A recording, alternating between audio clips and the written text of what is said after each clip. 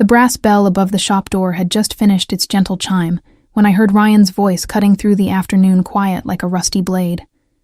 My hands froze on the Edwardian brooch I'd been cataloging, the delicate filigree suddenly feeling sharp against my fingertips. 2 years. 2 years since I'd walked away from him, from the apartment we'd shared, from the life I'd thought we were building together. 2 years since I'd found him tangled in my best friend's sheets, their laughter dying the moment I opened the bedroom door. "Lily, I know you're in there." His voice was slurred, that familiar edge of desperation that used to make me want to fix whatever was wrong. Now it just made my stomach clench with a different kind of dread. Through the shop's front window, I could see him swaying on the sidewalk, his shirt wrinkled and half untucked. The Ryan I'd known had been meticulous about his appearance, always perfectly pressed. This version looked like he'd been sleeping in his clothes. I set the brooch down carefully on the velvet-lined tray, my movements deliberate, despite the way my pulse had started hammering against my ribs. The shop felt smaller suddenly, the towering mahogany shelves crammed with centuries of other people's treasures now seeming less like a sanctuary and more like a maze with no exit. Mrs. Chen, the owner, had stepped out 20 minutes ago to meet with an estate sale representative. I was alone. "Come on, baby. Just talk to me." Ryan's palm slapped against the window, making the glass shudder.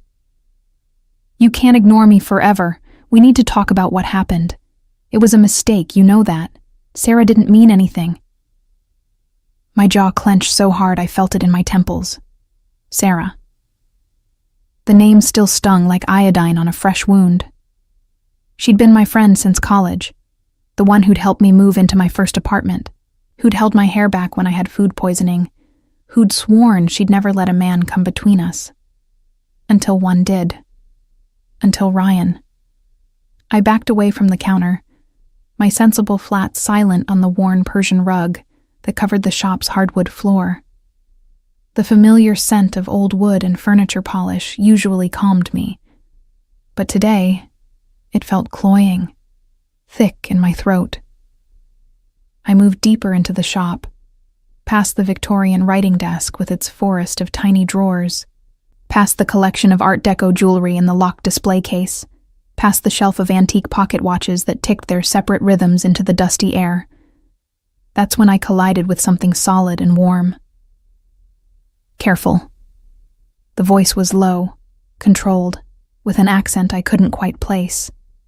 Something European, refined, but with an edge that made the single word sound less like concern and more like a command.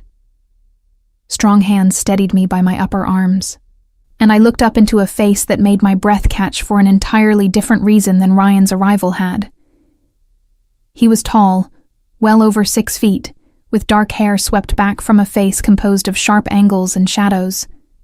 But it was his eyes that held me frozen, gray, like storm clouds, assessing me with an intensity that felt almost physical. He wore a charcoal suit that probably cost more than 3 months of my rent, the kind of tailoring that whispered money rather than shouting it.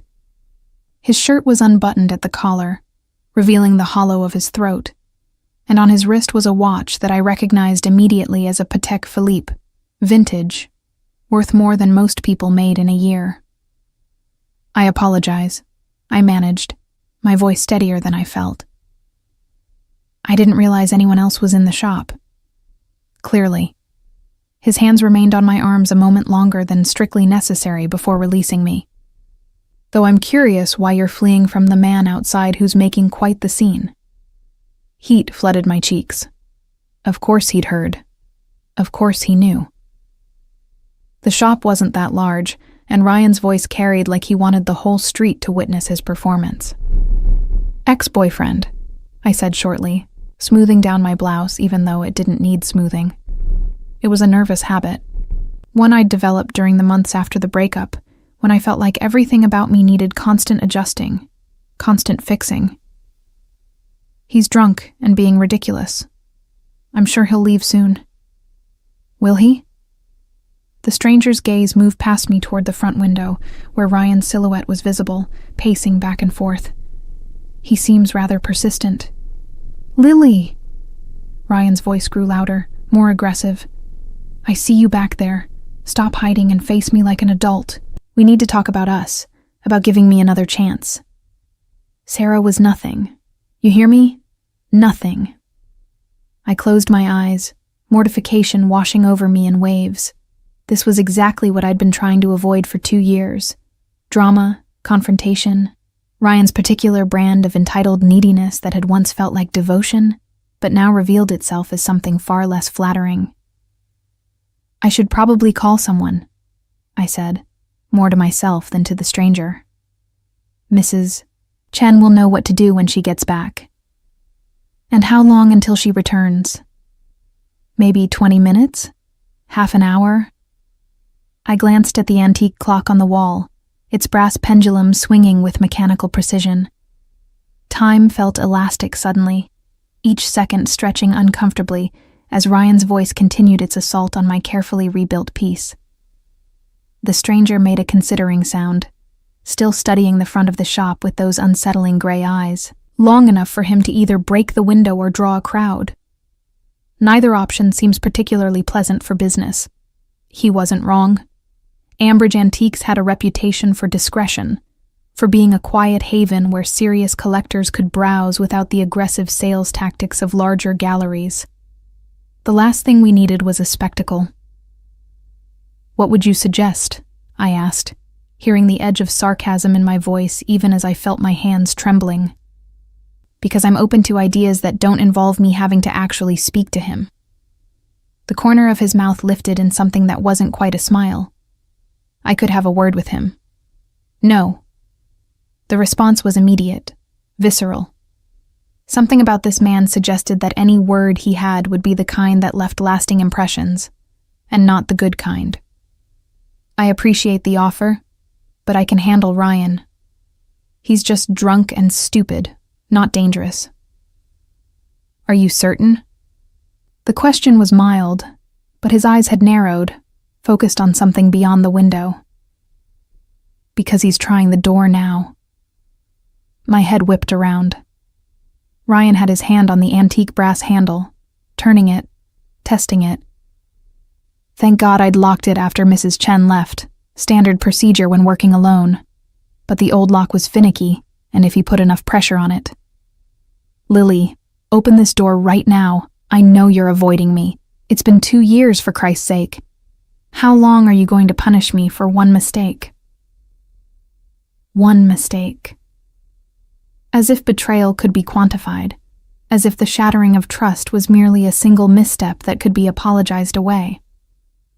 My fingernails dug into my palms. He really doesn't understand boundaries, does he? The stranger's voice held a note of something dark, something that made me look at him more carefully. He'd moved slightly, positioning himself between me and the door, though I hadn't noticed him doing it. The movement had been fluid, automatic, like a chess piece sliding into position.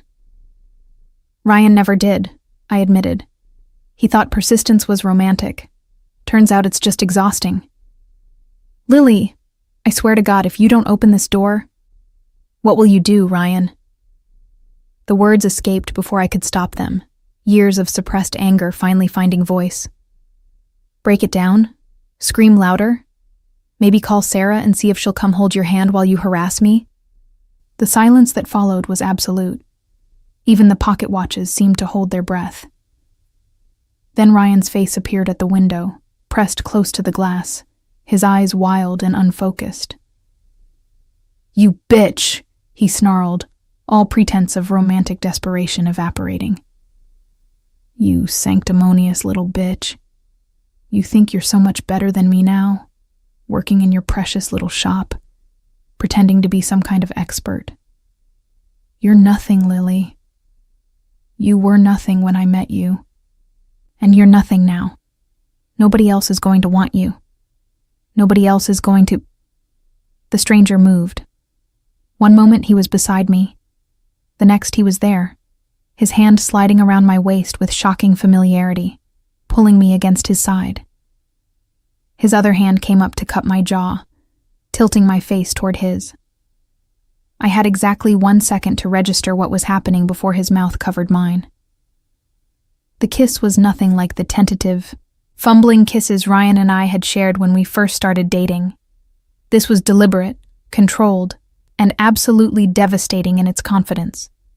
His lips moved against mine with practiced skill, the kind that suggested he'd done this before, many times, with many women. But there was nothing mechanical about it. The kiss held heat, possession, a claiming that made something low in my stomach tighten with surprise. My hands came up instinctively, gripping the lapels of his expensive suit. I should have pushed him away. Should have been outraged by the presumption, the invasion of my personal space. Instead, I found myself responding, my mouth opening under his, my body leaning into the solid warmth of him. It was the shock, I told myself. Just the shock of the moment. The relief of having Ryan's tirade interrupted. Nothing more. But when the stranger's hand tightened on my waist, his thumb tracing a slow circle against the fabric of my blouse, I felt something shift inside me. Something that had been dormant for 2 years, suddenly stirring to life. He pulled back slowly, his gray eyes holding mine for a long moment before turning deliberately toward the window, toward Ryan, who stood frozen on the sidewalk, his face gone pale. "I believe the lady has moved on," the stranger said, his voice carrying clearly through the glass. His accent was more pronounced now, each word precisely articulated. "I suggest you do the same." Ryan's mouth worked soundlessly. Then he saw the watch on the stranger's wrist, and whatever color remained in his face drained completely. He took a step back, then another, his hands coming up in a placating gesture I'd never seen him make before. When he turned and practically ran down the street, I realized I'd been holding my breath. The stranger's arm remained around my waist. His thumb was still tracing those maddening circles. When I looked up at him, something in his expression made my pulse skip. Not fear, though perhaps it should have been. Interest, maybe. Curiosity about what kind of man could kiss a stranger like that and send another man fleeing with nothing more than a look. "Thank you," I managed, my voice coming out breathier than intended. That was effective.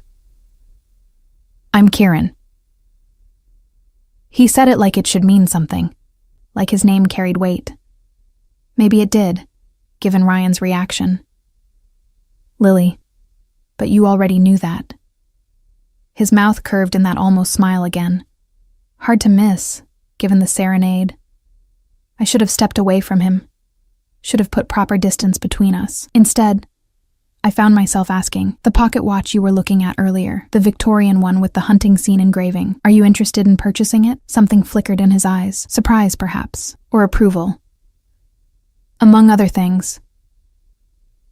His gaze traveled slowly over my face, lingering on my mouth. "Though I find I'm now interested in a rather different acquisition."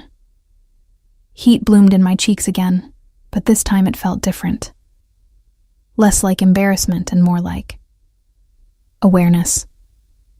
I recognized flirtation when I heard it, though it had been so long since anyone had flirted with me that I'd almost forgotten how it felt. And I definitely wasn't used to it from men who looked like they'd stepped out of an Italian fashion magazine and kissed like they'd written the manual on seduction.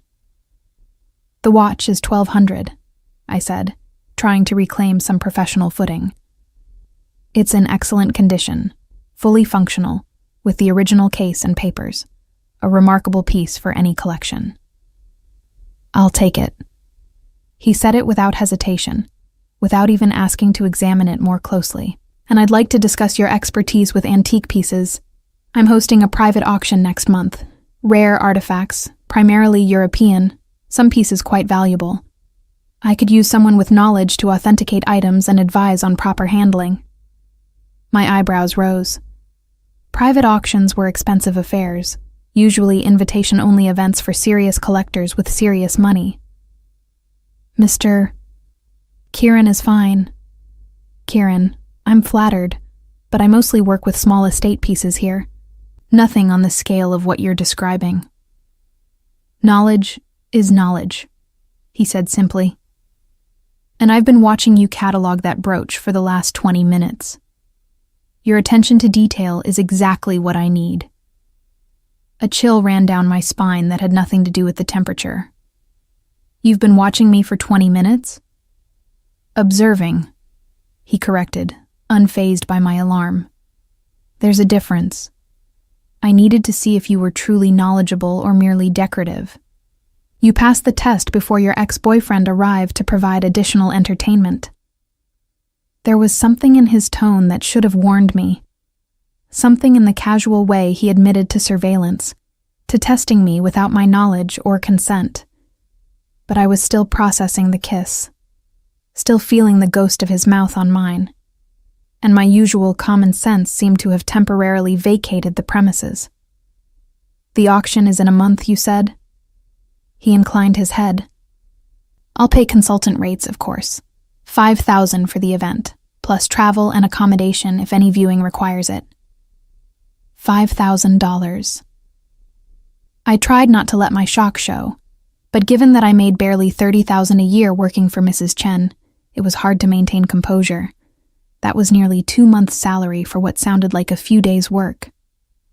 I'll need to check with Mrs. Chen, I hedged. Make sure she can spare me. Already done.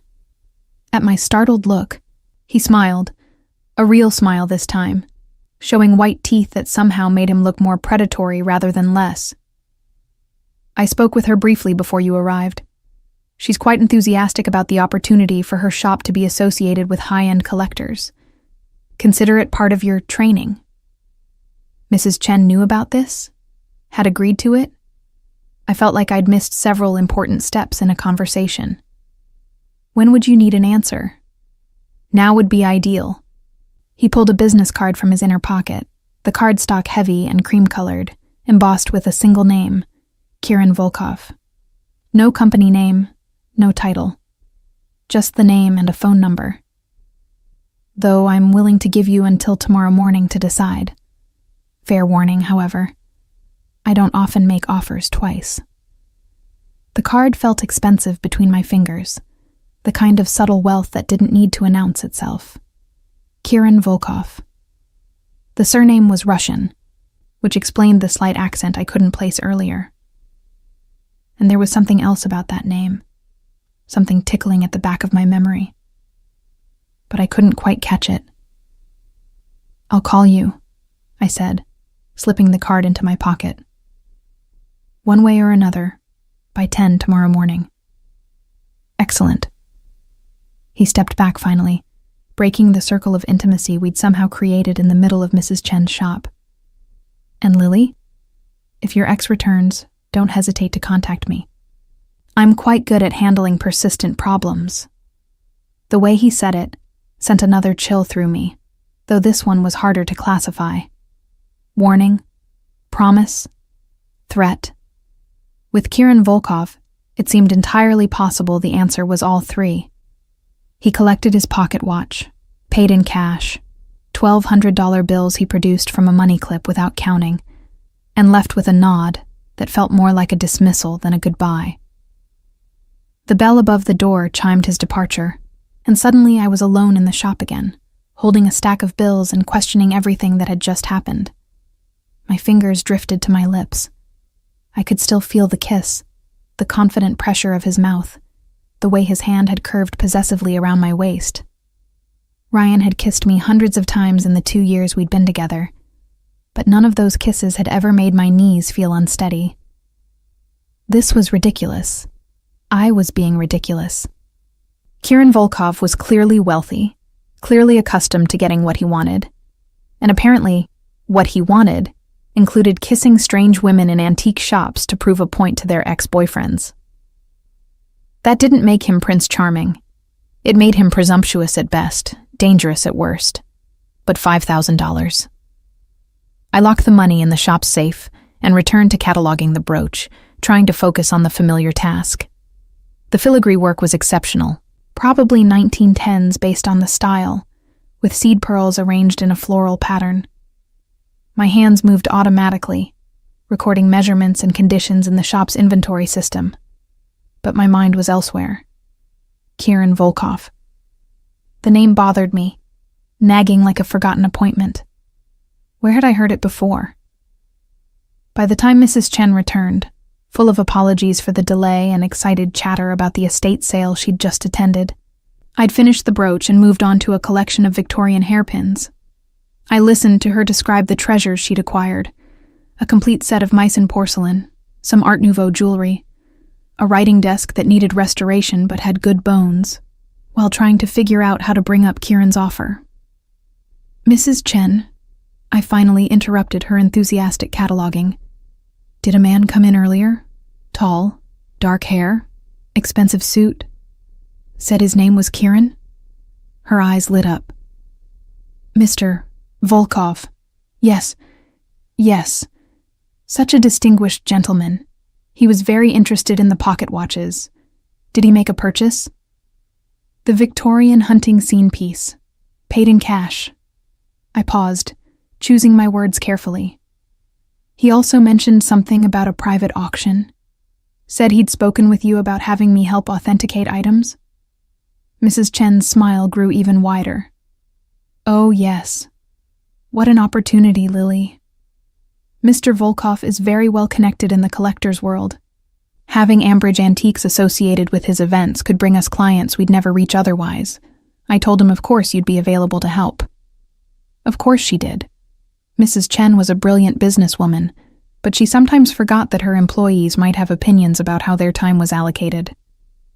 It's just, I began carefully. I don't know anything about Mr. Volkov. What kind of collector he is, what his reputation. Impeccable, she assured me, waving away my concerns with a gesture that set her jade bracelets jingling. He's been collecting for years, very discriminating taste. Specializes in European antiquities, particularly items with interesting histories. Military pieces, nobility artifacts, things with provenance. Very serious business. Very serious business. Something about the way she said it made me uneasy, but I couldn't articulate why. And you trust him? Mrs. Chen's expression softened. Lily, dear, I understand you're cautious after what happened with Ryan, but not every man is going to betray you. Mr. Volkov came highly recommended by 3 separate dealers I trust. This is a legitimate opportunity, one that could be very good for your career if you're thinking of eventually opening your own shop someday. My own shop. That had been the dream once, before Ryan and the betrayal and the slow erosion of every plan I'd made. Mrs. Chen was right. I was cautious now, suspicious of opportunities that seemed too good to be true. But $5,000 was real money. Money that could go toward savings, toward that distant dream of independence. All right, I said slowly. I'll do it. But just this one event.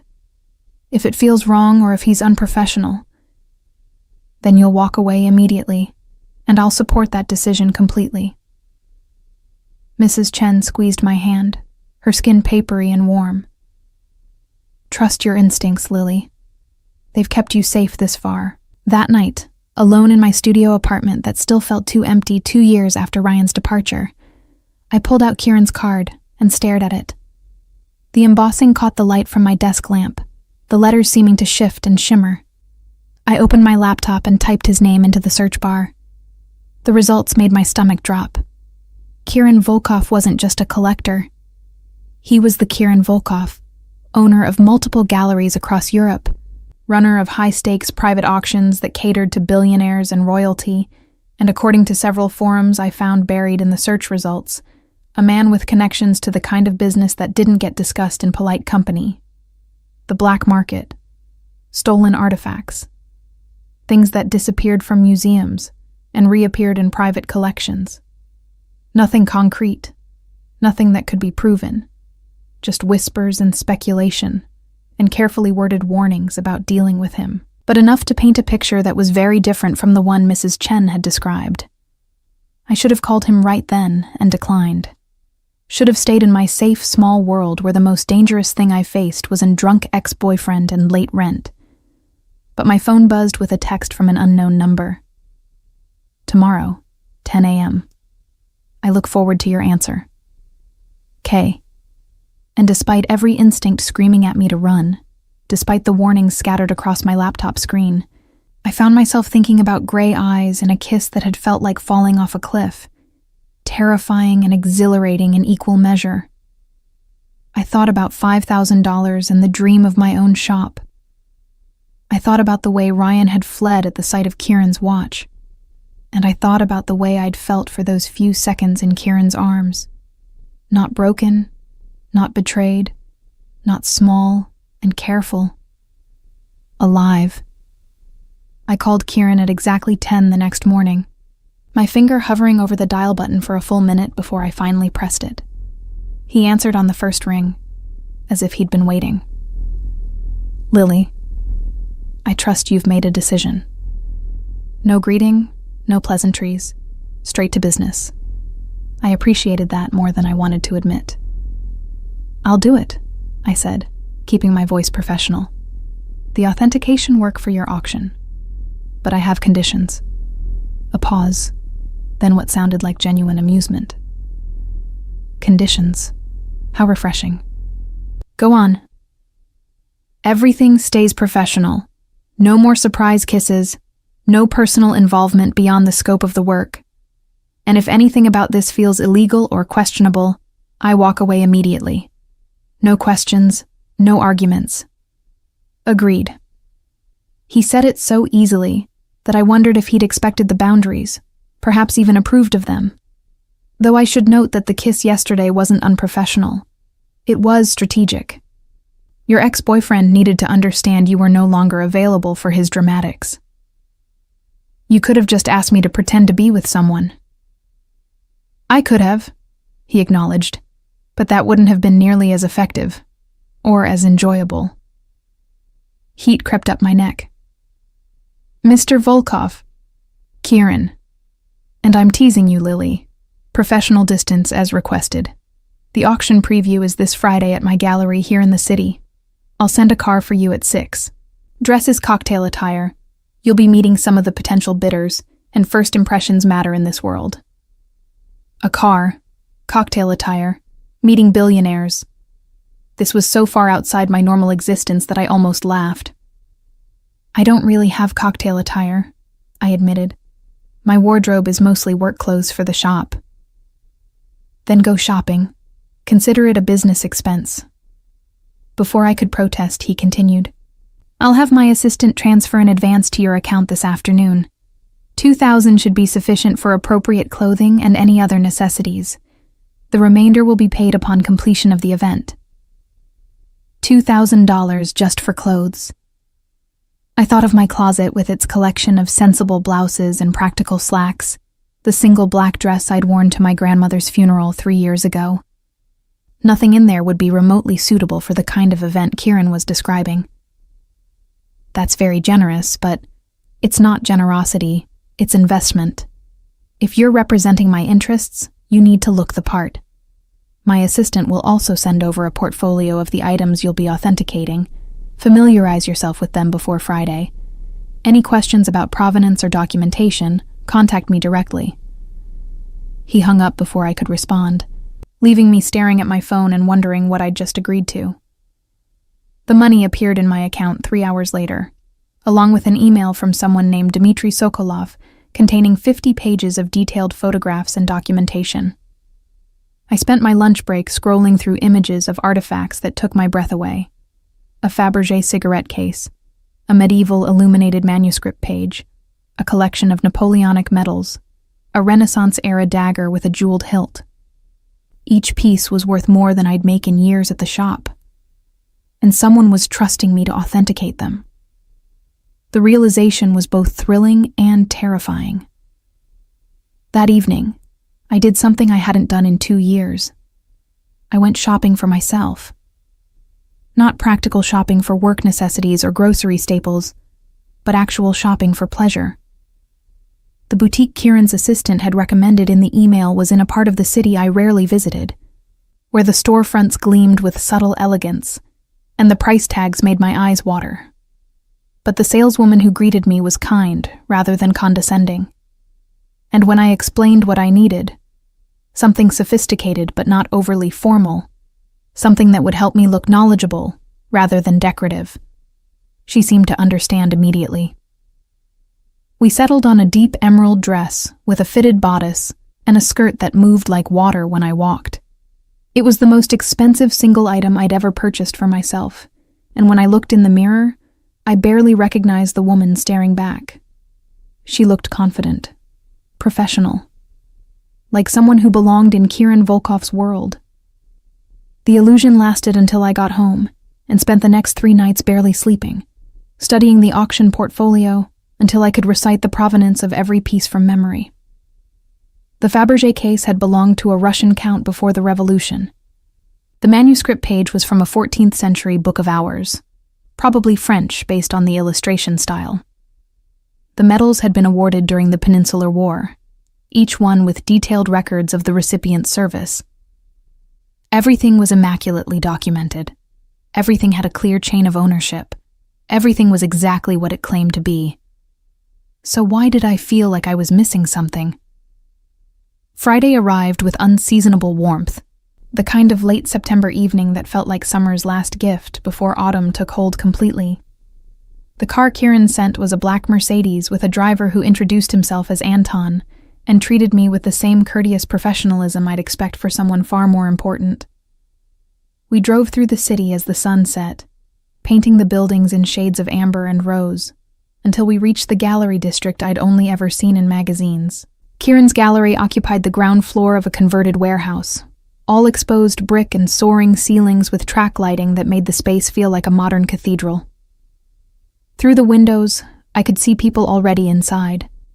Men in tailored suits, women in designer dresses, everyone holding champagne flutes and moving through the space with the casual confidence of those who belonged there. I didn't belong there. The thought hit me as Anton opened my door, and I had to force myself to step out onto the sidewalk.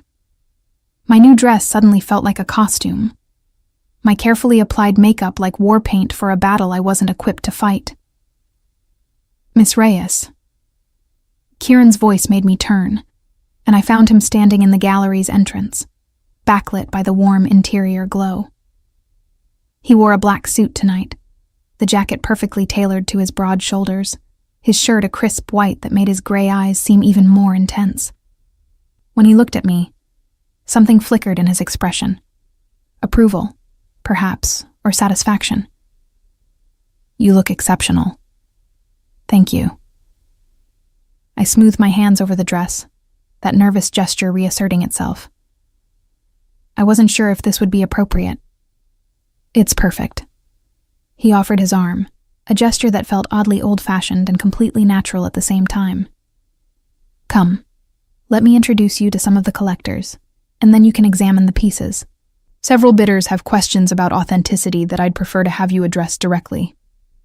I took his arm, feeling the solid warmth of him through the expensive fabric of his suit. As we walked into the gallery, I became acutely aware of the eyes that turned toward us, assessing, curious, calculating. Kieran navigated the social dynamics with effortless grace, introducing me to a Swedish software billionaire interested in the Napoleonic medals, a Japanese art dealer who specialized in European antiquities, a British lord whose family collection had been partially sold off to pay death taxes. Each introduction followed the same pattern. Kieran would present me as his authentication specialist, mention some detail about my work at Ambridge Antiques that he couldn't possibly have known unless he'd done extensive research, and then guide the conversation toward their specific collecting interests. Within minutes, I found myself discussing the finer points of Fabergé workshops with the software billionaire, explaining the difference between authentic medieval illumination techniques and later forgeries to the art dealer, describing the service records associated with each Napoleonic medal to the lord. I fell into the rhythm of it without thinking, my knowledge carrying me past my nervousness. This was what I did, what I was good at, seeing the details others missed, understanding the stories objects carried with them through time. The dress, the gallery, the champagne, all of it faded into background as I focused on what I knew. It was only when Kieran's hand settled at the small of my back, warm and possessive, that I remembered where I was, who I was with. "You're a natural at this," he murmured, his breath warm against my ear as he leaned in to speak privately. "They trust you instinctively. It's quite valuable." "They trust the knowledge," I corrected, stepping slightly away from his touch even as my skin tingled from the contact. "The expertise speaks for itself." "Does it?" His gray eyes held mine, and I saw something calculating in their depths, something that reminded me of the warnings I'd read online. "I think you underestimate your own charm, Lily. These collectors respond to more than just facts. They respond to confidence, to passion for the work. You have both in abundance." Before I could respond, a woman in a scarlet dress appeared at Kieran's elbow, her hand resting on his arm with familiar ease. She was stunning in that effortless way some women achieved, with dark hair swept into an elegant chignon and diamonds glittering at her throat and wrists. "Kieran, darling, you've been hiding from me all evening." Her accent was French, her smile perfectly polite and completely cold when she glanced at me. "Surely you're not still upset about Monaco." "Isabella." Kieran's tone gave away nothing, his expression remaining pleasant but distant. "I wasn't aware you'd be attending this evening." "How could I miss it? You always acquire the most fascinating pieces." Her gaze traveled over me with the same assessing quality she might use for an auction lot. "And who is this?" "Lily Reyes, my authentication specialist for this event." Kieran's hand moved back to my waist, that possessive touch making a statement I wasn't sure I wanted him to make. "Lily, this is Isabella Moreau. She collects Renaissance artifacts." "Among other things," Isabella said, her smile sharpening. "Primarily I collect experiences, and Kieran provides such interesting ones. Don't you, darling?" The tension between them was palpable, thick enough that I felt like an intruder witnessing something private and complicated.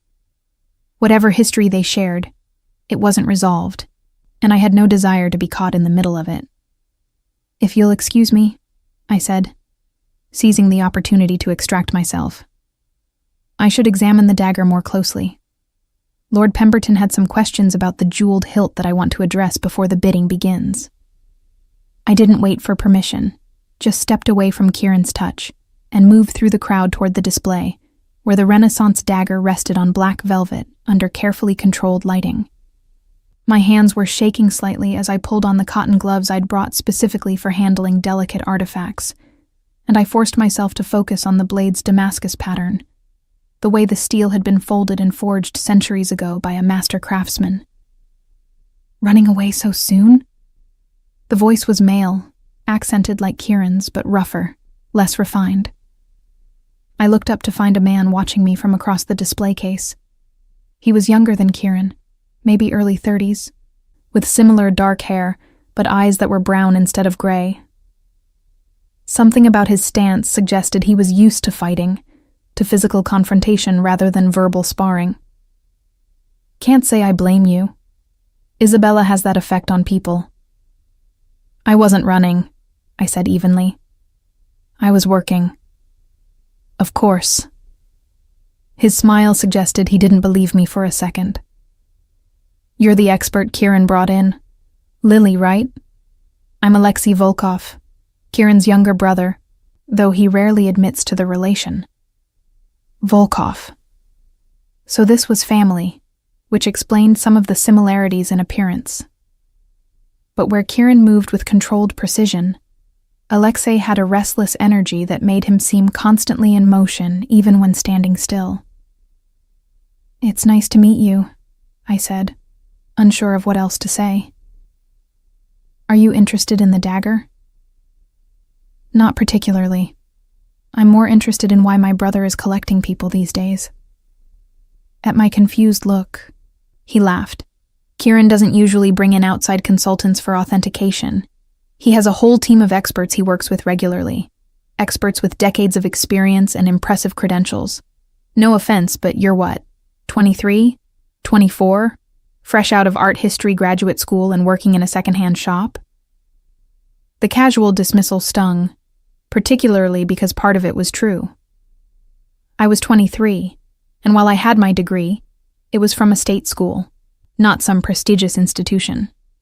My experience was limited to 2 years at Ambridge Antiques, and whatever knowledge I'd absorbed from my grandmother, who'd been a dealer herself before she died. I'm qualified for the work Kieran asked me to do, I said, hearing the defensive edge in my voice and hating it. I'm sure you are. Alexi's gaze traveled over me with the same assessing quality Isabella had used. But where hers had been dismissive, his seemed more curious. I'm just wondering what else Kieran thinks you're qualified for. My brother doesn't do anything without multiple reasons. If he brought you in, it's not just about authentication. A chill ran down my spine. What else would it be about? That's what I'm trying to figure out. He leaned against the display case with a casualness that suggested he had no respect for the priceless artifacts it contained. Maybe he's trying to make Isabella jealous. Maybe he needs someone fresh and untainted by the usual gallery politics. Or maybe... His eyes narrowed thoughtfully.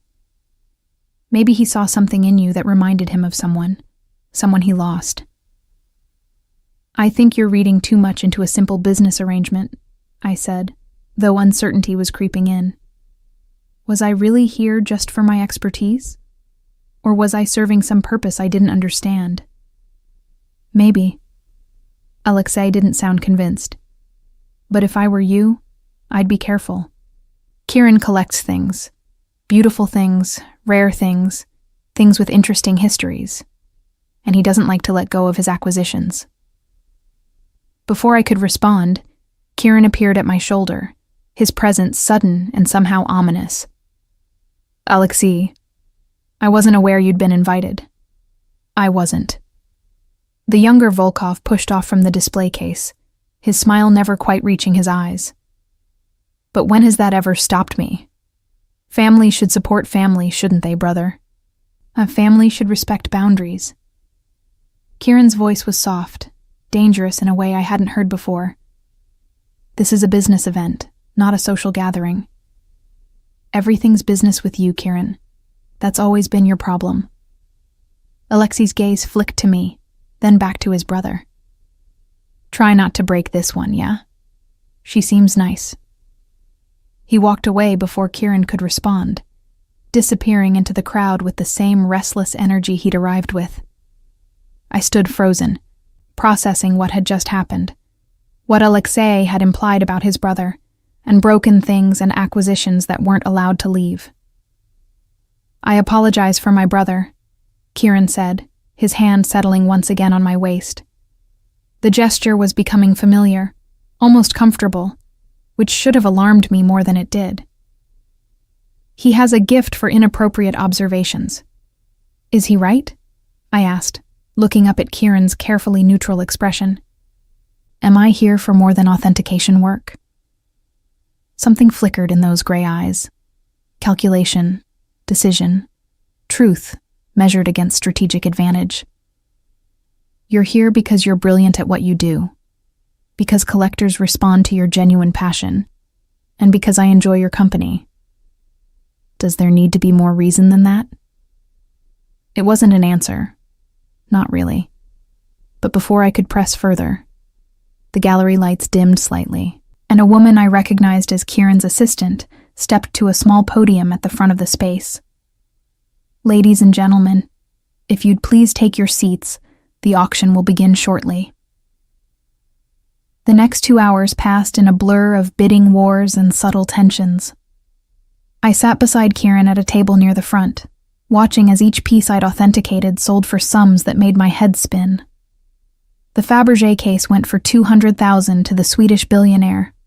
The manuscript page fetched $350,000 from a German museum representative. The Napoleonic medals sparked a fierce competition between Lord Pemberton and a private collector from Austria, finally settling at $180,000. And through it all, Kieran's attention never wavered from the proceedings.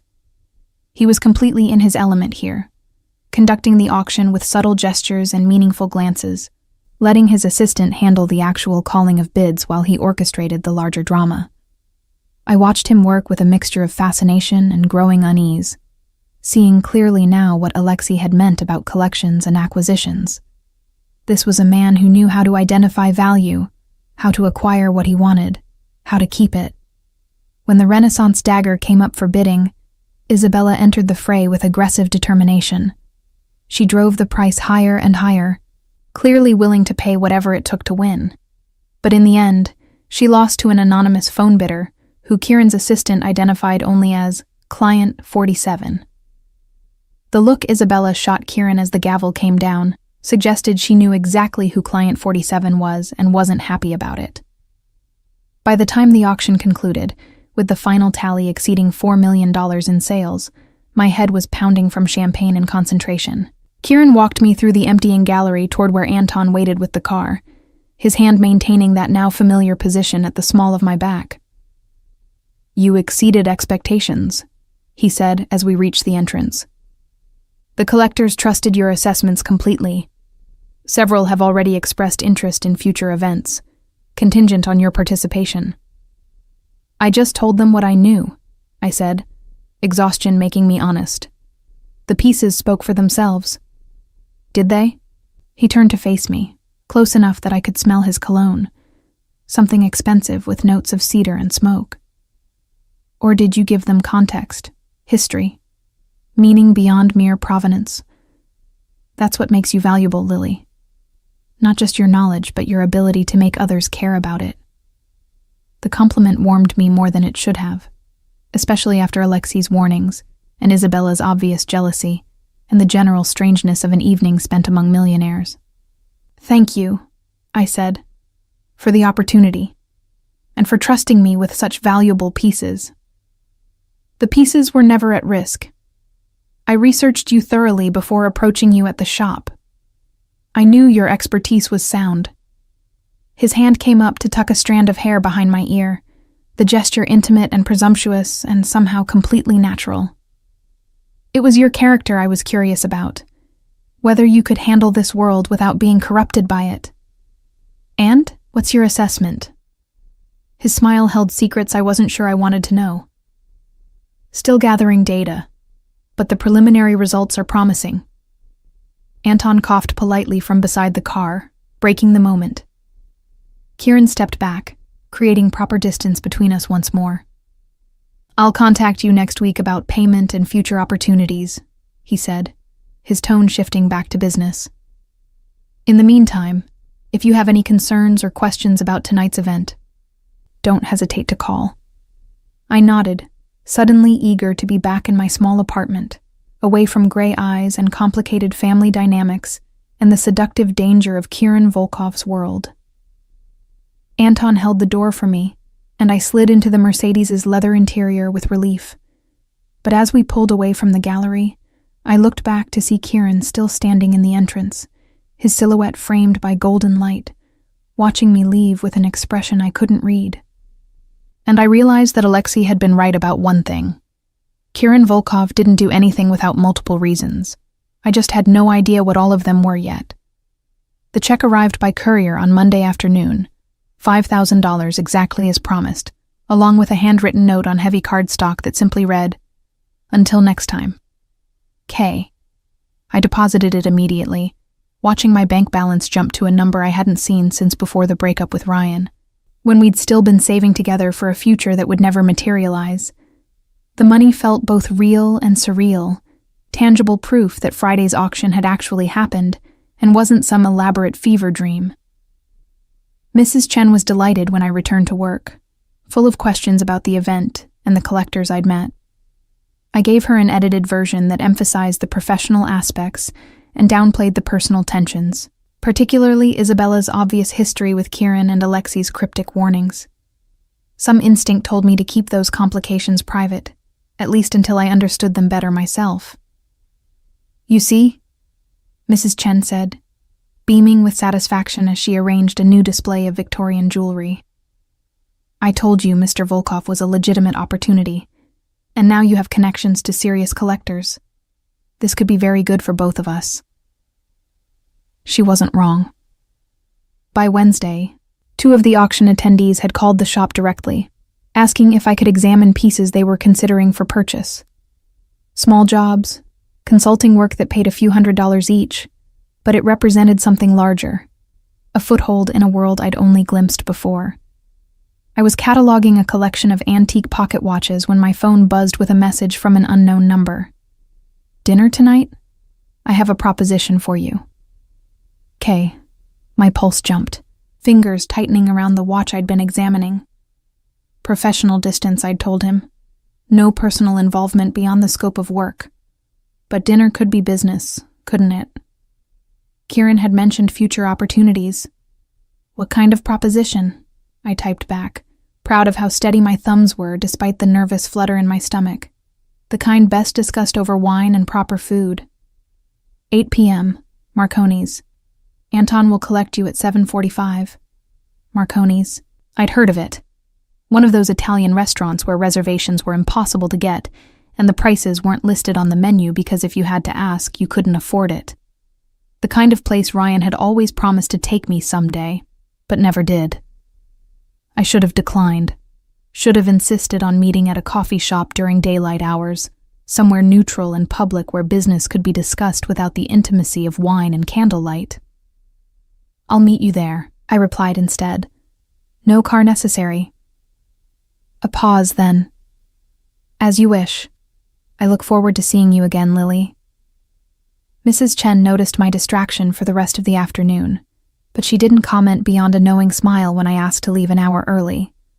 I went home and changed 3 times before settling on a simple navy dress that felt professional enough for business, but appropriate for an expensive restaurant. The emerald dress from the auction was already at the dry cleaners, and besides, wearing it again felt like trying too hard. I arrived at Marconi's 10 minutes early, nervous energy making me pace the sidewalk outside until exactly 8. The restaurant occupied a converted brownstone, its entrance marked by a discreet brass plaque and a doorman who somehow managed to look both welcoming and intimidating in equal measure. "Good evening, miss.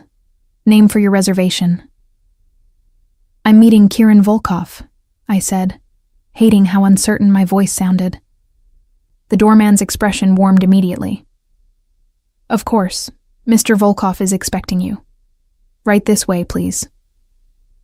He led me through the main dining room, all white tablecloths and murmured conversations, and the subtle clink of expensive silverware, to a private alcove at the back.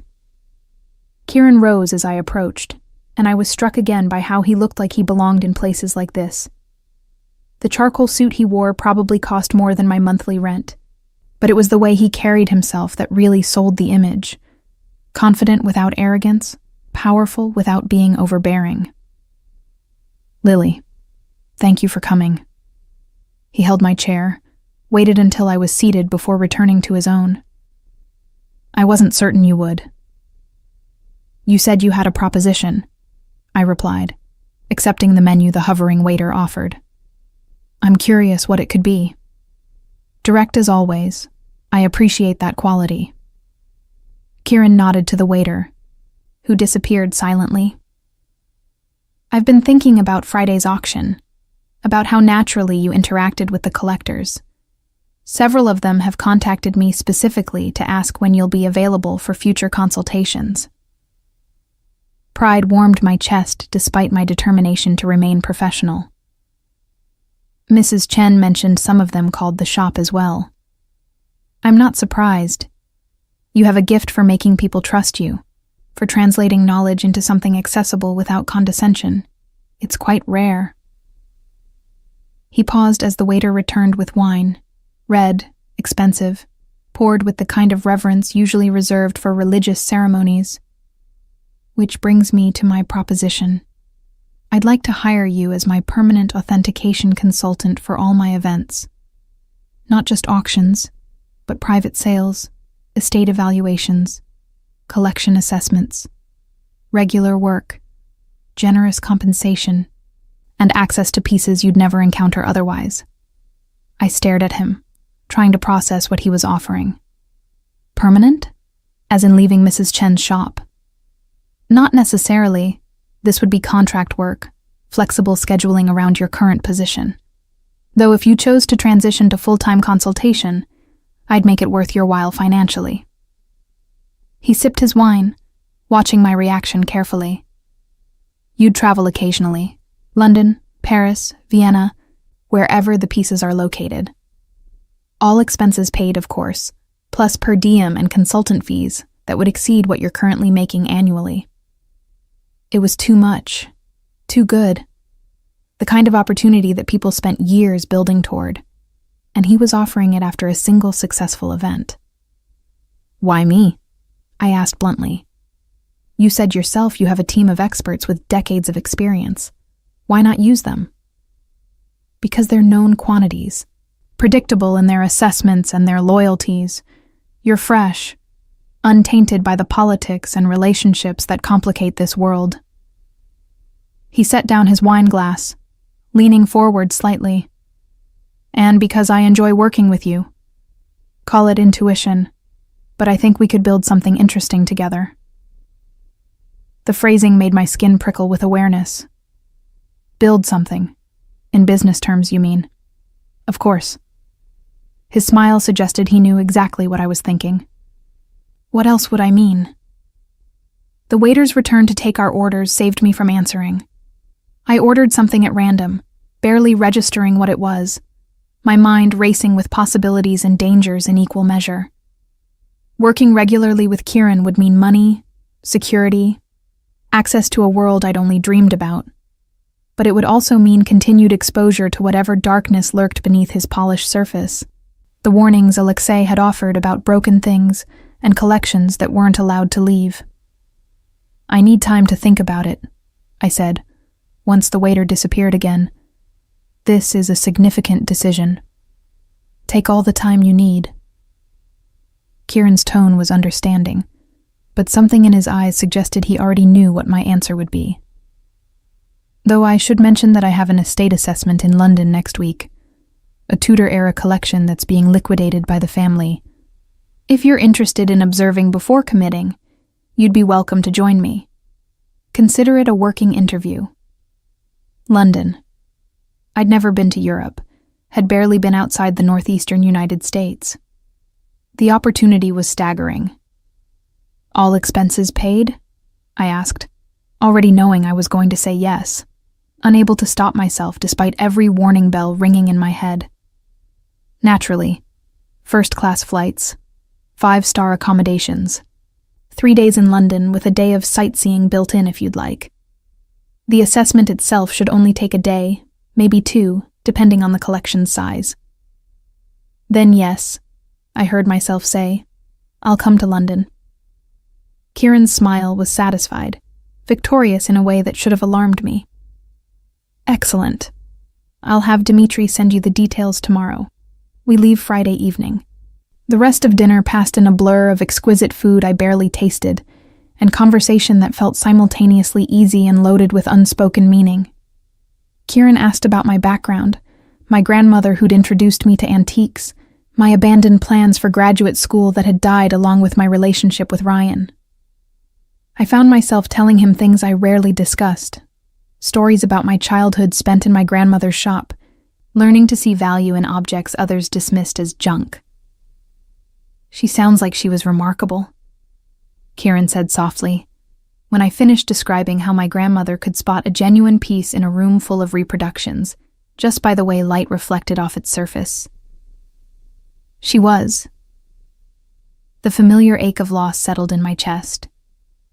She died 3 years ago, right before I met Ryan. I think if she'd been alive, she would have warned me about him, would have seen through his charm to what he really was. And what was that? I considered the question, swirling wine in my glass. Selfish. Not cruel, just fundamentally unable to think beyond his own wants and needs. He loved me as much as he was capable of loving anyone. But it wasn't enough. It would never have been enough. Love is complicated, Kieran said, something shadowed crossing his expression. We give it power it doesn't deserve. Convince ourselves it's enough to overcome incompatibility or fundamental differences in values. Usually, we're wrong. You sound like you're speaking from experience. I am. He didn't elaborate, and something in his tone suggested I shouldn't push. Instead, he signaled for the check, which appeared and disappeared without me ever seeing it, handled with such discretion that I couldn't even guess what our meal had cost. Come. Let me walk you home. That's not necessary, I protested. I can catch a cab. I insist. It's late, and your neighborhood isn't particularly safe at this hour. At my startled look, he added, I know where you live, Lily. I told you I researched you thoroughly before our first meeting. The reminder that he'd been investigating me sent a chill down my spine, but he was right about my neighborhood. The East Side wasn't dangerous exactly, but it wasn't the kind of place you wanted to walk alone after dark, especially not dressed in nice clothes. We walked in comfortable silence through streets that grew progressively less polished as we moved away from Marconi's refined district. Kieran seemed unbothered by the transition, his expensive suit and watch marks of wealth that should have made him a target. But something about the way he carried himself suggested he could handle trouble if it found him. When we reached my building, a 5-story walk-up with a perpetually broken intercom, I stopped on the sidewalk, suddenly self-conscious about the peeling paint and the graffiti on the mailboxes visible through the glass door. Thank you for dinner, I said. And for the opportunity in London. I'm looking forward to it. As am I. Kieran studied my building with an unreadable expression. This is where you live? Alone? Yes. It's not much, but it's mine. I pulled out my keys defensively. The rent is reasonable, and Mrs. Chen's shop is only 2 subway stops away. Reasonable. He repeated the word like it left a bad taste in his mouth. And safe? Safe enough. The lock works, and my neighbors mostly mind their own business. I started toward the door, eager to escape before he could critique my living situation further. I should go. Early morning tomorrow. Lily. His hand caught my arm gently, turning me back toward him. If you're going to be working with me regularly, handling valuable pieces and meeting high-profile collectors, you'll need to live somewhere more secure. Somewhere that doesn't advertise vulnerability. I stiffened. I can't afford anywhere else. Not on what I make at the shop. Which is why the consultant fees I'm offering will change that. Consider it part of the compensation package.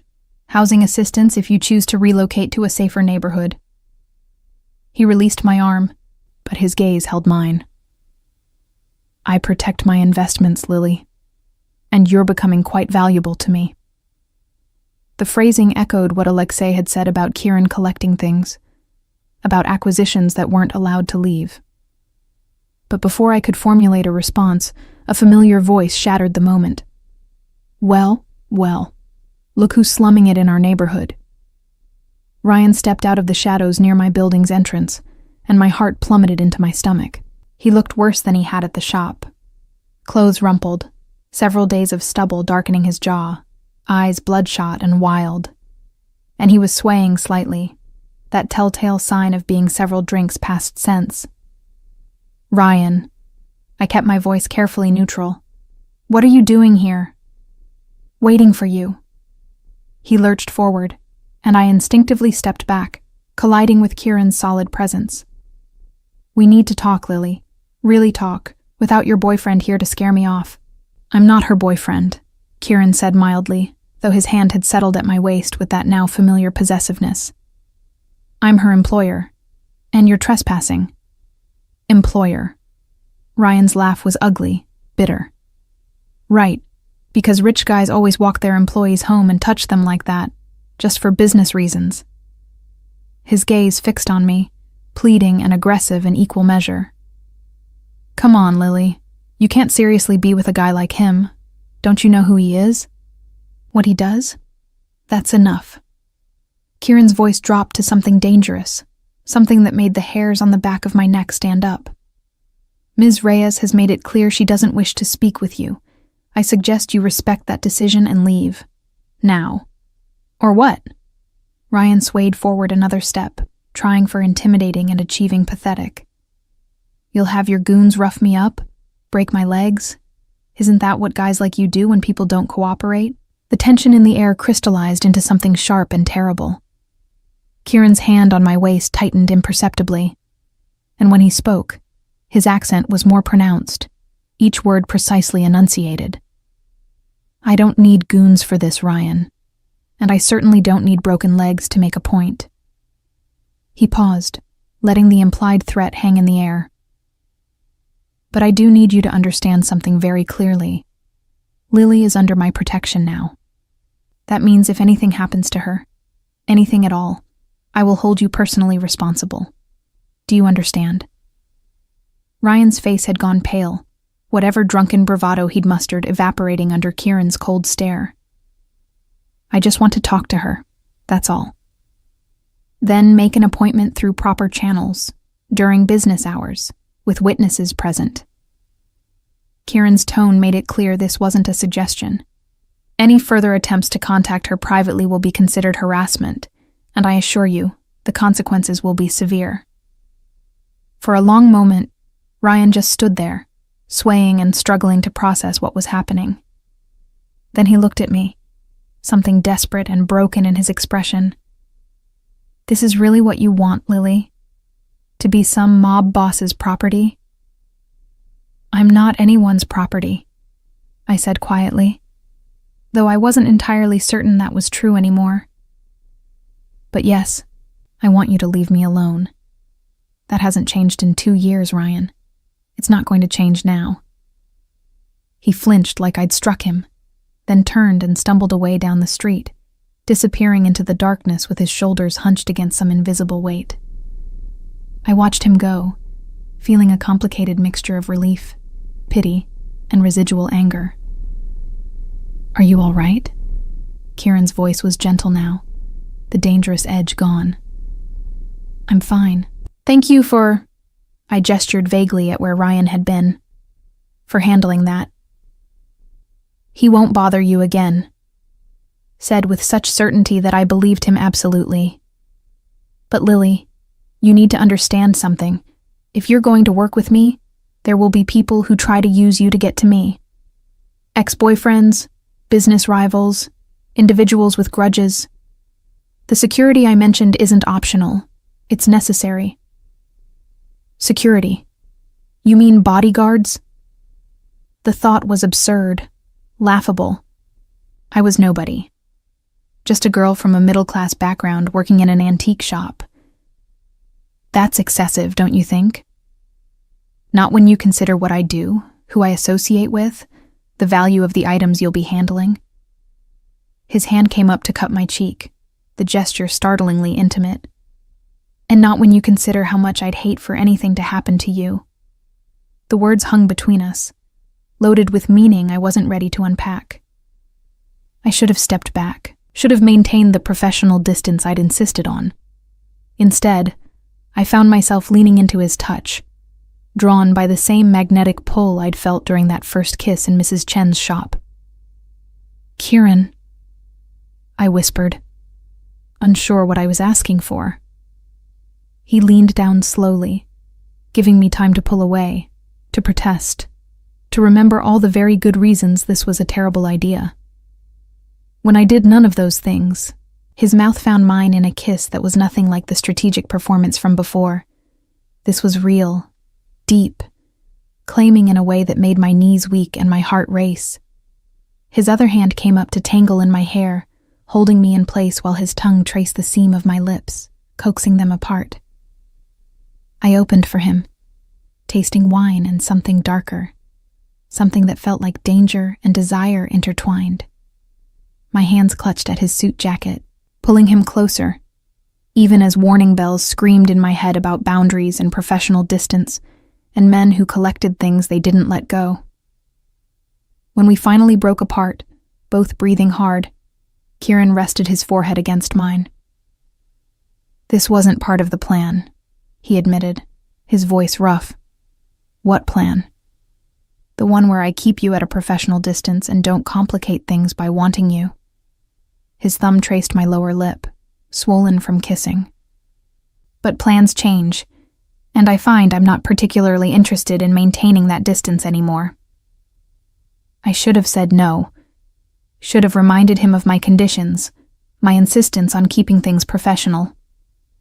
Instead, I heard myself asking, "What are you interested in?" His smile was slow, predatory, full of dark promise. Everything. I want everything with you, Lily, but I'm willing to be patient. For now. He stepped back, creating space between us that felt suddenly cold and empty.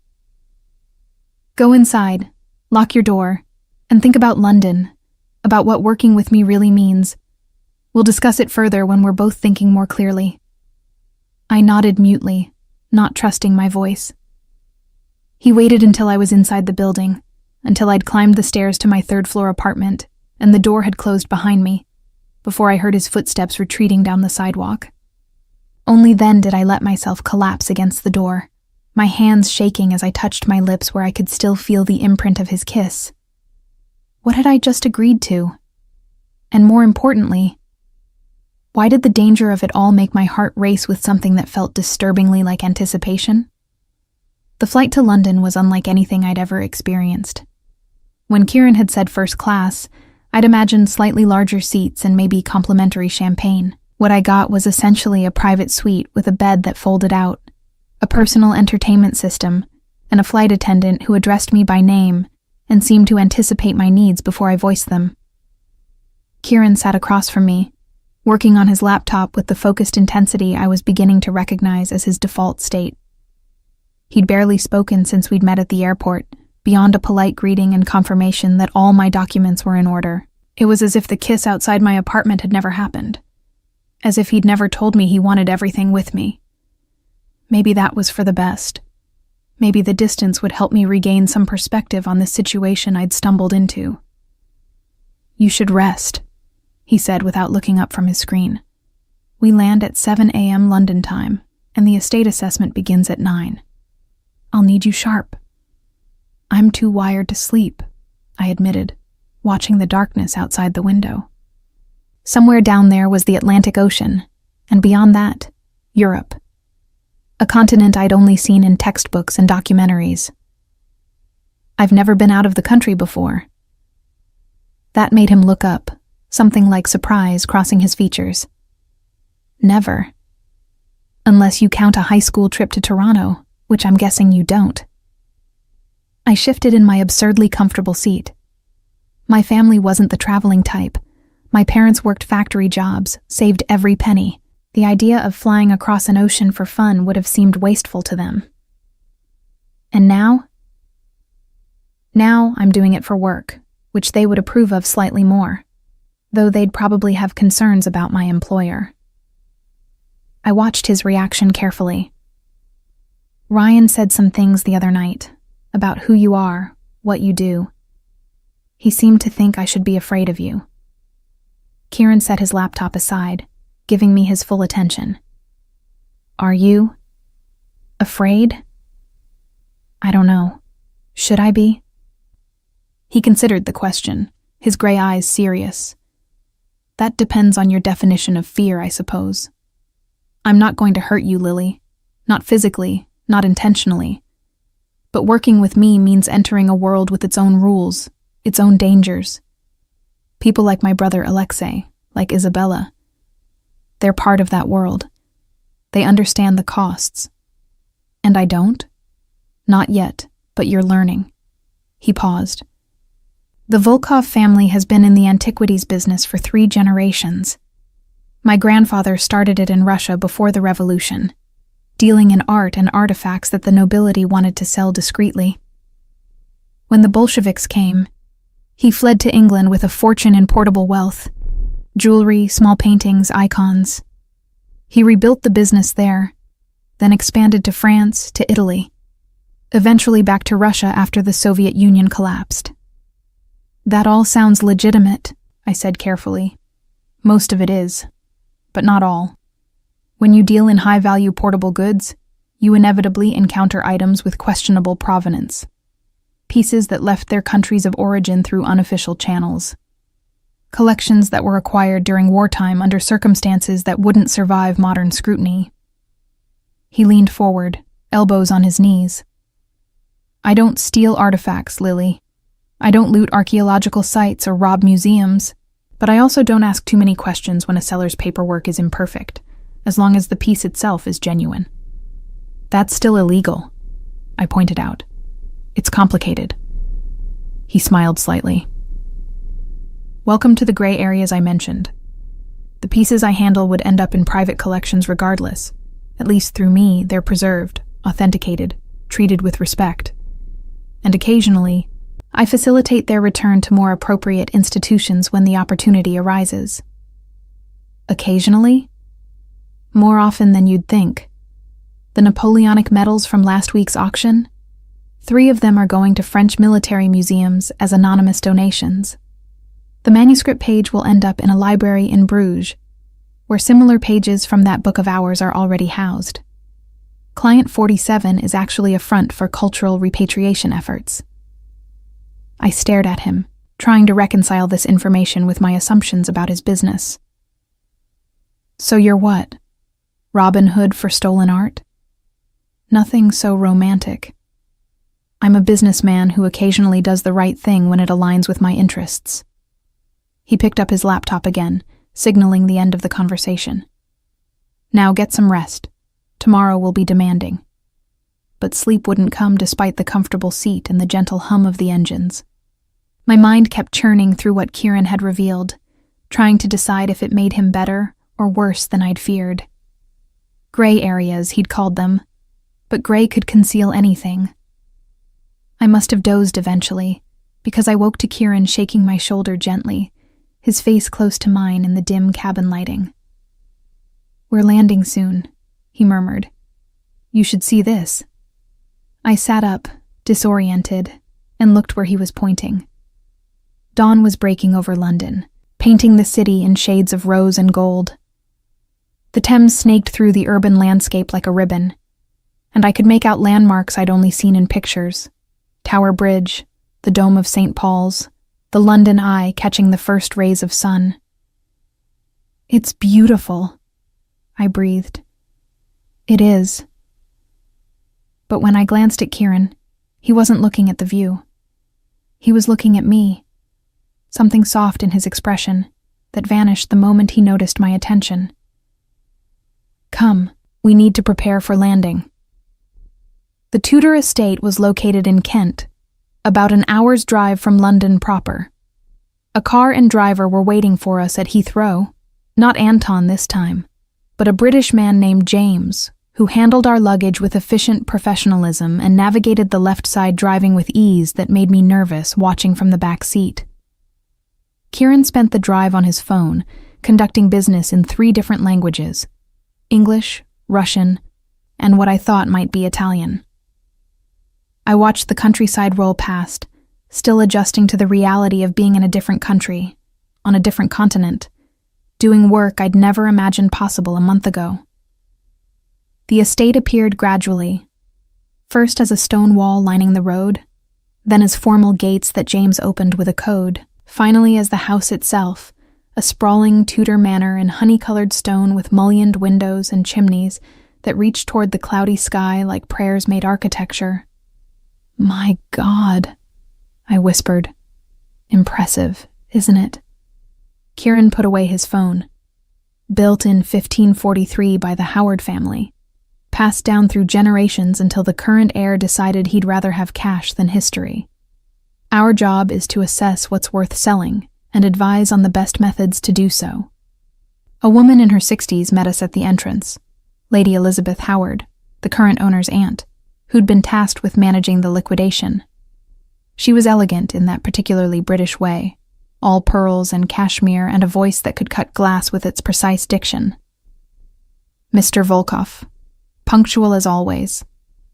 She shook Kieran's hand, then turned to me with undisguised curiosity.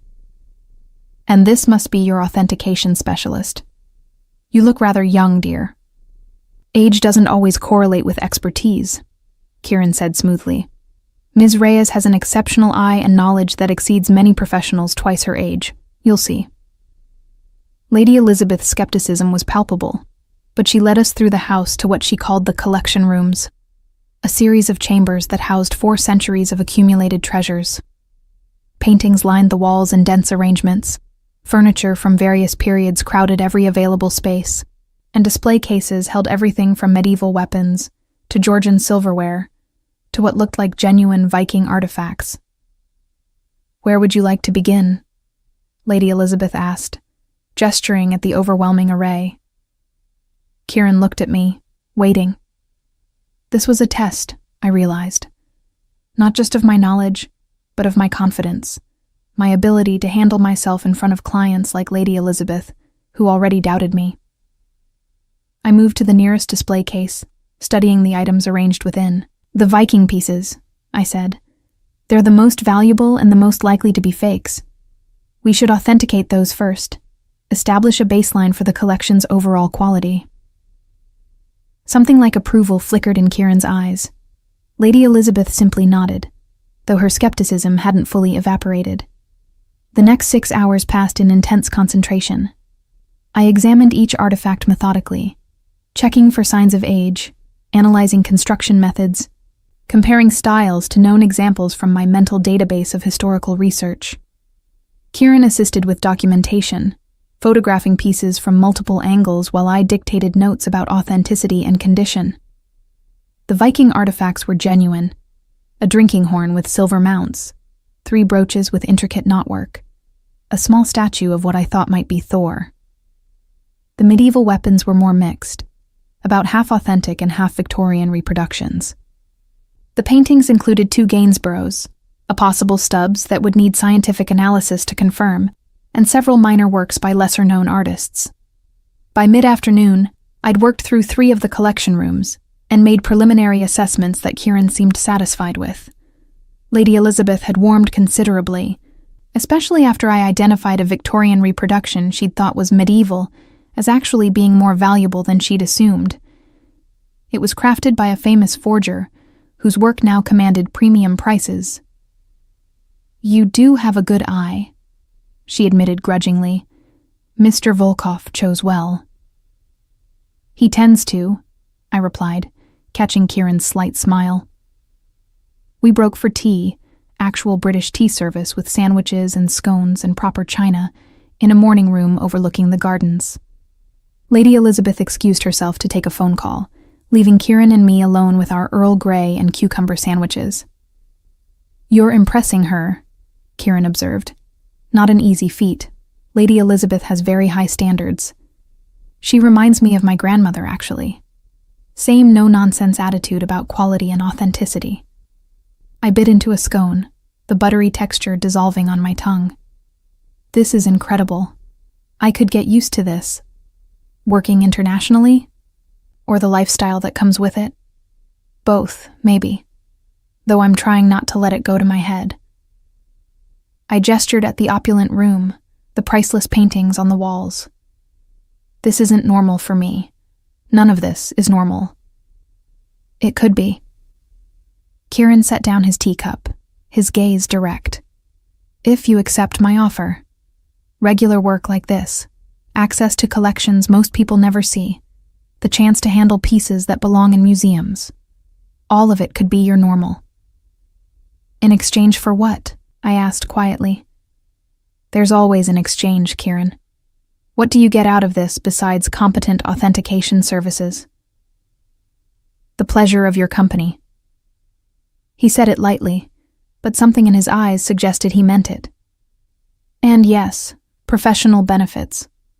Collectors who trust you, access to networks through your connections, the legitimacy your honest assessments bring to my operations. But also, Lily, I enjoy working with you. Enjoy watching you interact with pieces you love. Enjoy the way your entire face lights up when you discover something unexpected." Heat flooded my cheeks. "That's not very professional." "No," he agreed. "It's not. But I find I care less about professionalism where you're concerned than I probably should." Before I could respond, Lady Elizabeth returned, and the moment dissolved. We spent the rest of the afternoon completing the assessment, documenting hundreds of items that would eventually go to auction. By the time we finished, twilight was falling, painting the Tudor manor in shades of purple and gold. "Thank you both," Lady Elizabeth said at the entrance as James loaded our bags into the car. "This has been most illuminating. I'll await your full report, Mr. Volkov, and I hope we'll work together on the auction itself." "Absolutely. I'll have Dmitri contact you next week with proposals." Kieran shook her hand, then guided me toward the waiting car. "Shall we? We have dinner reservations in London." The drive back to the city passed in comfortable silence. I was exhausted from the day's concentration, my eyes aching from examining fine details in less than ideal lighting. But I was also exhilarated in a way I hadn't felt since my grandmother was alive, teaching me to see what others missed. Our hotel was in Mayfair, all understated elegance and discreet service. The suite Kieran had reserved, suite, not room, was larger than my entire apartment, with a sitting area, a bedroom with a bed big enough for 4 people, and a bathroom with a tub deep enough to swim in. "This is too much," I protested as the porter deposited my single suitcase. "It's what was available on short notice," Kieran replied, tipping the porter generously. "I'm in the adjoining suite if you need anything. We have reservations at 8 at a restaurant near Covent Garden. Dress casually.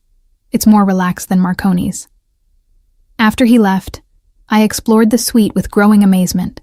Fresh flowers on every surface, a view over Hyde Park, toiletries from brands I'd only read about in magazines, a minibar stocked with champagne and chocolates. I texted Mrs. Chen a photo of the view with a caption about the assessment going well, then collapsed onto the bed that felt like sleeping on a cloud. Just for a minute, I told myself. Just a quick rest before getting ready for dinner. I woke to knocking at the door and darkness outside the windows.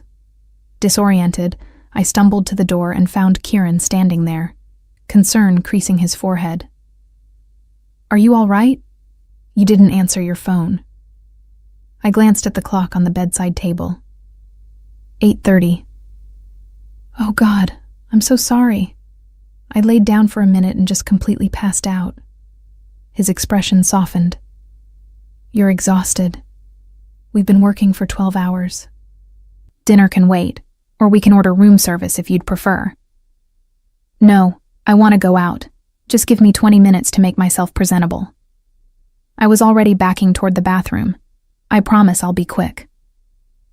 I showered in record time, threw on the only casual dress I'd packed, and managed something approximating makeup before emerging to find Kieran waiting patiently on the sofa, scrolling through his phone. "Ready," I announced.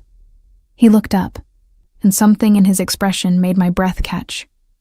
Appreciation, desire, something warmer than professional interest. "You look beautiful."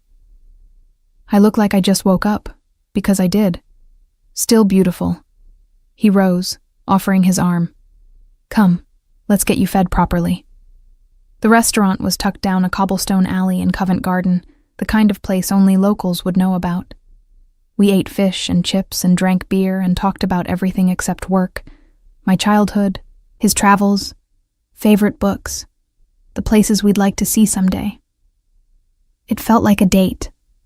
Felt like 2 people getting to know each other without the complications of business and boundaries and questionable ethics. For a few hours, I let myself forget about gray areas and warnings from his brother and ex-boyfriends who appeared in dark alleys. Walking back to the hotel through London's lamplit streets, Kieran's hand found mine, and I didn't pull away. Didn't remind him about professional distance or appropriate behavior. I just held on, letting myself enjoy the simple pleasure of connection. At my suite door, he paused. "Thank you for today. You exceeded every expectation." "Thank you for bringing me.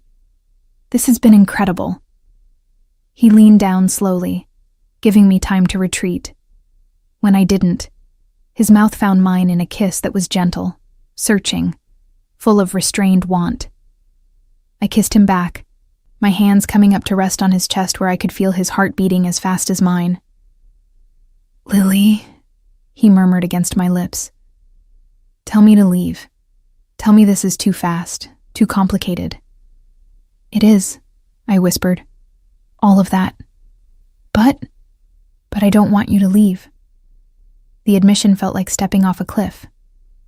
I should, but I don't. His smile was slow, dangerous, beautiful. "Then I won't." He backed me against the door, his body pressing mine into the solid wood as his mouth claimed mine more thoroughly. My hands tangled in his hair, pulling him closer, and when his knee pressed between my thighs, I gasped against his mouth. "Inside," he growled. "Now. Before I forget we're in a hallway." I fumbled with the key card, my hands shaking too much to get it into the slot on the first try. Kieran's mouth was on my neck, teeth grazing sensitive skin, making coherent thought nearly impossible. Finally, the door opened, and we stumbled into the suite, shedding clothes between the entrance and the bedroom. His shirt, my dress, shoes kicked off and abandoned. By the time we reached the enormous bed, we were down to underwear and desperation. "Tell me you want this," Kieran demanded, hovering over me, his weight braced on his arms. "Tell me you're sure." "I'm not sure about anything," I admitted, reaching up to trace the line of his jaw. "But I want you anyway." Well, that was apparently the answer he needed. What followed was intense, overwhelming, everything I'd been denying wanting since that first kiss in Mrs. Chen's shop. Kieran was focused, attentive, learning what made me gasp and moan and arch against him with the same methodical precision he brought to everything else. Afterward, tangled in expensive sheets with my head on his chest, listening to his heartbeat slow to something approaching normal, I felt the weight of what we'd just done settling over me. "This changes everything," I said quietly. His arm tightened around me. "Does it have to? We work together. I can't be objective about authenticating your pieces if we're..." I gestured at our naked bodies. "If we're this. Then we keep it separate. Business is business. This is this." He tilted my chin up, forcing me to meet his eyes. "I won't let what's between us compromise your professional integrity, and I won't use our personal relationship to influence your assessments. Can you really keep those worlds separate? I've been doing it for years." His smile was slightly bitter. "Besides, Isabella and I were involved for months while working together. If I could maintain professional boundaries with her, I can certainly do it with you." Isabella, the reminder of his ex-lover felt like cold water. "You never told me what happened between you two." She wanted more than I could give. Power, position, permanence. I wanted her expertise and her body in that order. Eventually, the discrepancy became untenable. Sounds romantic. It was honest, which is more than most relationships can claim. He pulled me closer, his nose buried in my hair. "With you, I want to try for something different. Something real, if you'll let me." I should have said no. Should have recognized this for the complication it was. Instead, I nestled into his warmth and let myself believe, just for tonight, that wanting could be enough. We returned to New York on Monday afternoon, and reality reasserted itself with uncomfortable speed. The magical bubble of London, the Tudor estate, the expensive dinners, the night we'd spent tangled in hotel sheets, evaporated the moment we stepped back into the familiar chaos of JFK Airport. Kieran had meetings scheduled immediately, so Anton drove me straight home to my shabby apartment that felt even smaller and more depressing after the luxury of the Mayfair Hotel. I unpacked mechanically, trying to process everything that had happened, everything that had changed. My phone buzzed with a text from Mrs. Chen. "Welcome back. How was London? Need you tomorrow if possible. Estate sale treasures to catalog." And just like that, I was back to being regular Lily, who worked in an antique shop, not the version who flew first class to Europe and authenticated Tudor collections and slept with dangerous, complicated men who dealt in gray areas. The problem was, I wasn't sure which version was real anymore. Over the next 2 weeks, I settled into a strange double life. Days, I worked at Ambridge Antiques, cataloging Victorian jewelry and explaining the difference between genuine Art Nouveau and reproductions to customers who mostly couldn't afford either. Evenings and weekends, I consulted for Kieran, authenticating pieces for upcoming auctions, researching provenance for private sales, occasionally accompanying him to estate assessments in Connecticut and upstate New York. We were careful to maintain professional boundaries in public. No touching beyond what was necessary. No lingering looks. Nothing that would suggest our relationship was anything more than business. But in private, behind closed doors, we were something else entirely. Intense. Consuming. Complicated in ways I didn't know how to articulate even to myself. I told myself it was just physical. Just the thrill of newness and the intoxication of finally feeling wanted after 2 years of rebuilding myself piece by piece. But then Kieran would do something like remember how I took my coffee, or text me articles about newly discovered Tudor artifacts, and I'd feel something shift in my chest that had nothing to do with physical attraction. I was falling for him. Despite every warning, despite every red flag, I was falling hard. "You're glowing," Mrs. Chen observed one afternoon, her sharp eyes missing nothing as I catalogued a collection of vintage brooches. "This work with Mr. Volkov, it agrees with you." "It's fascinating," I admitted, which was true, if not the whole truth. "I'm learning so much, seeing pieces I never would have encountered otherwise." "And the travel? Not too overwhelming?" "Actually, I love it. Seeing different places, working with different collections. It's expanded my entire perspective on what's possible in this field." I set down a particularly beautiful Art Deco piece, a starburst design in diamonds and platinum. "Mrs. Chen, I need to talk to you about something." She set down the inventory sheet she'd been reviewing. "You're leaving. Not immediately, but yes, eventually." The words felt both liberating and terrifying. "Kieran has offered me a permanent position as his primary authentication consultant. The pay is significantly more than I make here, and the opportunity to work with high-value pieces, to build a reputation in the international market. It's everything I've been working toward." Mrs. Chen nodded slowly, unsurprised. "I suspected this was coming. Mr. Volkov is not a man who shares easily. If he wants your expertise exclusively, he'll ensure he has it. I feel terrible leaving you, after everything you've done for me." "Stop." She held up a hand. "I hired you 2 years ago because I saw potential. Now that potential is being recognized by someone with far more resources and connections than I have, I would be a fool to stand in your way, and a worse friend." Tears pricked my eyes. "You've been more than an employer. You gave me a purpose when I needed one desperately. And now you have a new purpose, one that will take you places I never could." She came around the counter to take my hands. "But Lily, be careful. The world Mr. Volkov inhabits, it's not always kind to outsiders. And it's not always honest, even when it appears to be." The warning lingered with me as I finished my shift and headed home.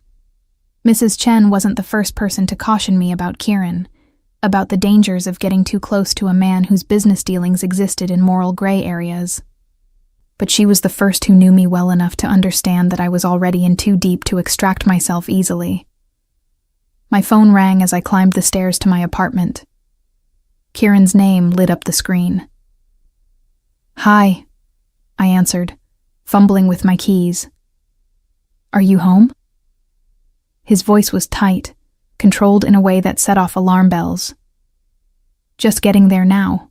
Why? What's wrong?" "Don't go inside. Turn around and leave the building. Anton is 2 minutes away. He'll pick you up." My hand froze on the doorknob. "Kieran, you're scaring me. What's happened?" "Your apartment was broken into.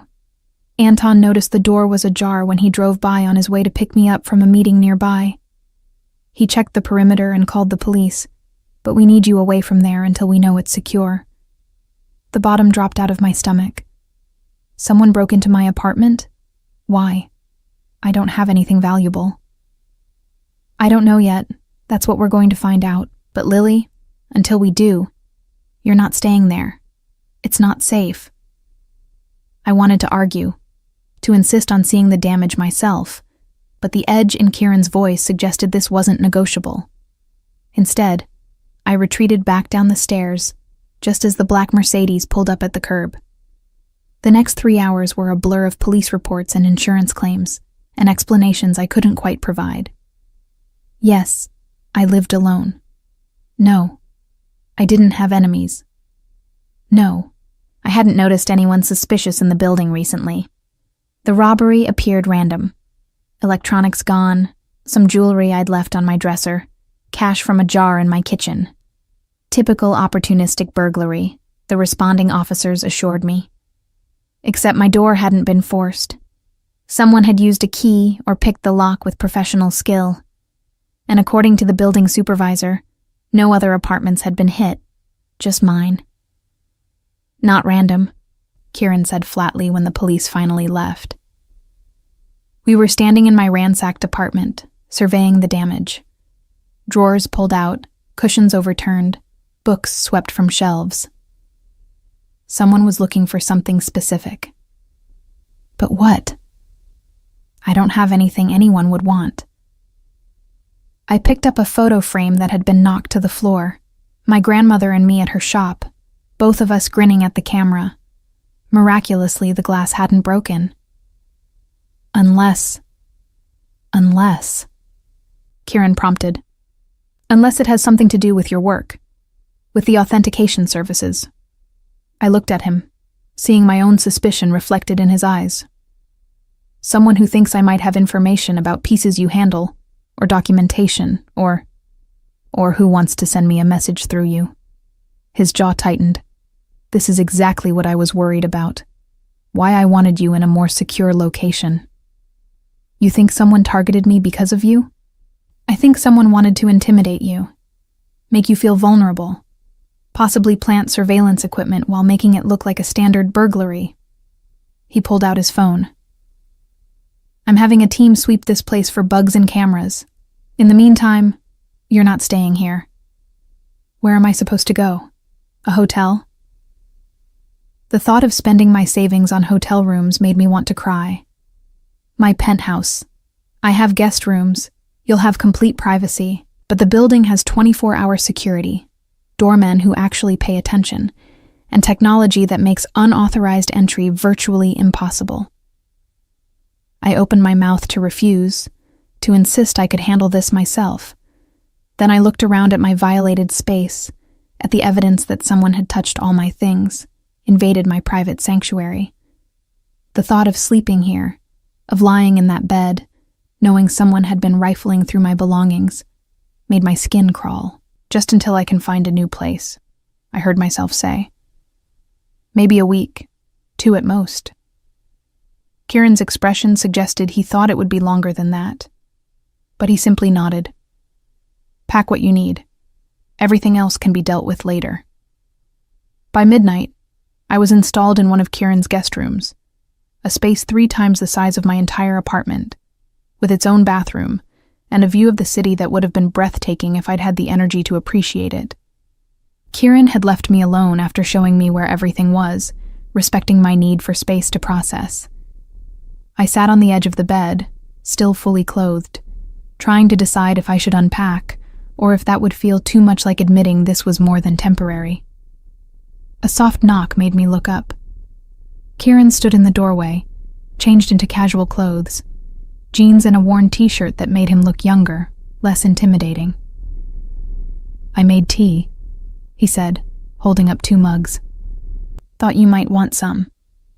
Tea, because that's going to fix everything. But I accepted the mug anyway, letting the warmth seep into my cold hands. He sat beside me, close, but not touching.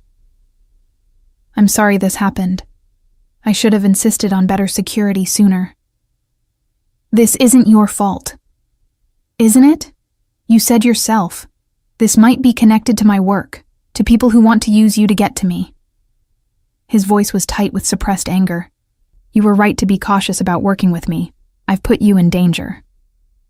We don't know that for certain. The police think it was just random. The police are wrong. He set his mug down with controlled force. Lily, I need to tell you something. Something I should have told you weeks ago. My stomach clenched with dread. What? Ryan's gambling debts. They're significant, and some of them are owed to people connected to the less legitimate aspects of my world. When he saw us together at your apartment that night, when he recognized me, he may have told others. People who might think you're valuable to me. How valuable? My voice came out small. Very. He turned to face me fully. Because you are. This isn't just about work anymore, Lily. What I feel for you, it's complicated everything. Kieran, let me finish. His hand found mine, fingers intertwining. I've been in this business long enough to know when someone's being targeted for leverage. The break-in wasn't about stealing your things. It was about demonstrating access, showing that you're vulnerable. If Ryan's creditors think I care about you, and I do, more than is probably wise, they might try to use you to negotiate his debts. The implications settled over me like a shroud. How much does he owe? 50,000, maybe more by now, with interest. At my shocked expression, he nodded grimly. Your ex-boyfriend has expensive habits and poor judgment about where to indulge them. $50,000, an amount Ryan could never repay on whatever salary he made. An amount that turned me from a person into a bargaining chip. What do we do? I asked, hating how helpless I sounded. We make you impossible to reach. You stay here where security is absolute. You don't go anywhere alone. And we consider going public with our relationship. Make it clear that harming you would bring down consequences no one wants to face. Go public. You mean like an actual couple? Isn't that what we are? His thumb traced circles on the back of my hand. Or have I misread this situation entirely? No. I mean, yes, we're something. But Kieran, I don't know if I can handle being publicly associated with you, with what people think you are. And what do people think I am? A criminal. Someone who operates outside the law, who's connected to dangerous people, who hurts those who cross him. I met his eyes. Are they wrong? He was quiet for a long moment. No, they're not entirely wrong. I've done things I'm not proud of, Lily. Made compromises with morality that seemed justified at the time. I've worked with people who have blood on their hands, facilitated transactions that weren't entirely legal. But I've never killed anyone, never deliberately harmed an innocent person. And I've tried, in my own way, to do more good than harm. That's a pretty low bar for moral justification. It's the best I can offer. His hand tightened on mine. I'm not asking you to approve of everything I've done. I'm asking if you can accept me as I am, complications and all. Because I'm in love with you, and I don't know how to make that uncomplicated. The words hung in the air between us, weighted with meaning I wasn't ready to process. He loved me. This dangerous, complicated man who'd swept into my life barely 2 months ago loved me. Kieran, My phone buzzed insistently on the nightstand, Ryan's name flashing on the screen. We both stared at it for a moment before I answered, putting it on speaker so Kieran could hear. Lily, thank God. Listen, I'm in trouble. I need your help. And I know you're going to be mad, but... What have you done, Ryan? I asked, my voice flat. It's not what I've done. It's what I owe. These guys I've been borrowing from, they want their money, and they think since you're with Volkov now, you can get it for them. 50,000, Lily. If you could just ask him. I'm not asking him anything. Fury was replacing fear, hot and clarifying. You don't get to put this on me. You don't get to gamble yourself into debt and then use me as collateral. They broke into your apartment. They're not playing, Lily. If I don't get them their money, they're going to hurt both of us. Please, just talk to him. Volkov has that kind of cash lying around. It's nothing to him. Kieran took the phone from my hand, his expression cold as winter. Ryan, this is Kieran Volkov. We need to talk. Mr. Volkov, sir, I'm so sorry about all this. I never meant for Lily to get involved. But these guys, they're serious. And I thought maybe if you could see your way to helping out. Who do you owe the money to? Names. A pause. I can't say on the phone. But if we could meet... You'll meet me tomorrow, noon, the coffee shop across from St. Michael's Church. You'll bring documentation of all your debts, every penny you owe and to whom. And then we'll discuss how to keep Lily out of your catastrophically poor decisions. Thank you, Mr. Volkov. Thank you so much. Kieran hung up without responding. He handed my phone back with controlled precision, but I could see the anger simmering beneath his calm exterior. You're going to pay his debts, I said quietly. I'm going to negotiate his debts, which is different. And yes, probably, I'll end up paying some amount to protect you from the fallout. He stood, pacing to the window. But Ryan will work off every penny, even if it takes him years. He doesn't get to walk away from this consequence free. What will you have him do? Whatever I decide is appropriate. The coldness in his voice reminded me exactly who I was dealing with. Don't waste sympathy on him, Lily. He knew what he was risking when he gambled with that money.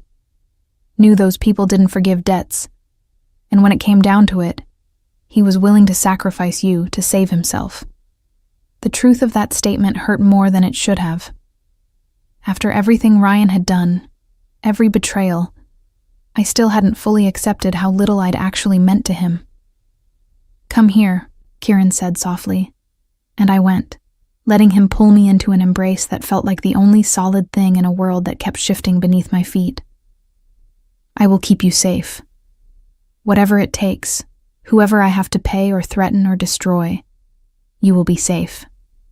I should have been frightened by the intensity of his promise, by the implicit violence it contained. Instead, I felt something loosen in my chest, some knot of fear finally releasing. I love you too, I whispered against his shirt. I'm terrified, and it's probably a terrible idea, but I love you. His arms tightened around me. It is a terrible idea, but I find I don't care anymore. We stood like that for a long time, holding each other in the expensive guest room, while the city glittered outside the window. Tomorrow would bring meetings with Ryan, and negotiations with dangerous creditors, and decisions about how public to make our relationship. But tonight, I let myself believe that love might actually be enough to navigate the complicated, dangerous world I'd somehow become part of, even if history and common sense suggested otherwise. The meeting with Ryan happened as scheduled, in the coffee shop across from St. Michael's Church, where I'd sought sanctuary the night of the auction. Kieran insisted I come along, said it was important that Ryan understand I wasn't just a passive victim in this situation, but an active participant in its resolution. Father Thomas was there too, at my request. If we were going to negotiate with dangerous people about blood debts, I wanted someone present who represented something other than violence and moral compromise. The priest had agreed immediately, his weathered face grave, but unsurprised when I'd explained the situation over the phone. Ryan looked terrible when he arrived, hollow-eyed and unshaven, wearing the same clothes I'd seen him in a week ago. He flinched when he saw Kieran, but his gaze on me was pleading, desperate. Lily, thank you for coming. I know I don't deserve... You're right, you don't. I kept my voice level, refusing to give him the satisfaction of seeing how much this hurt. Sit down. Let's get this over with. We arranged ourselves around a corner table. Kieran positioned himself between Ryan and me, a physical barrier that felt both protective and possessive. Father Thomas sat across from us, his presence a reminder of the moral stakes everyone else seemed eager to ignore. "Documentation," Kieran said without preamble, extending his hand. Ryan fumbled with a crumpled envelope, producing several pieces of paper covered in scrawled numbers and names. Kieran scanned them with professional efficiency, his expression darkening with each page. 73,000 total, he said finally. Owed to 3 different operations, one of which, he tapped a particular line, is run by Dmitry Sokolov, my assistant. Ryan's face went white. "I didn't know. I swear I had no idea he worked for you." "That's because you don't think, Ryan. You never have." Kieran's voice was controlled, deadly quiet. "Dmitry came to me last week, told me one of his regular debtors had been bragging about his connection to my girlfriend. He asked if he should adjust the collection approach accordingly. I told him to proceed normally, thinking you'd learn a valuable lesson about consequences." "I'm learning," Ryan said frantically. "I'm learning, I promise. I'll never gamble again. I'll pay back every penny." "How?" I interrupted. "With what money? What job do you even have right now?" His silence was answer enough. Whatever employment he'd maintained after our breakup had apparently fallen apart along with everything else. "Here's what's going to happen," Kieran said, pulling out his own paperwork, official-looking documents that he laid out with precise care. "I'm purchasing all 3 of your debts. As of now, you owe me $73,000 plus 15% interest annually until paid in full." Ryan's eyes widened. 15%? That's less than what you were paying your other creditors. Significantly less in some cases. Kieran's expression was implacable. "In exchange, you'll work for me. Legitimate work, before you ask. I have properties that need management, deliveries that need handling, paperwork that needs filing. Minimum wage, 40 hours per week, with every penny above subsistence costs going toward your debt." "How long will it take me to pay that back?" Ryan asked, his voice small. Kieran pulled out a calculator, tapped in numbers. "At minimum wage, after taxes and allowing for basic living expenses, approximately 8 years, assuming you don't miss any payments or incur additional debts." 8 years. I watched the number sink into Ryan's consciousness, watched him realize the full weight of what he'd done to himself. Part of me felt pity. Most of me felt grim satisfaction. "And if I refuse?" Ryan asked, though we all knew he wouldn't. "Then I sell your debts back to their original holders. Dimitri's organization is professional but firm. The other 2, Kieran shrugged. "Less concerned with legal niceties. Your choice."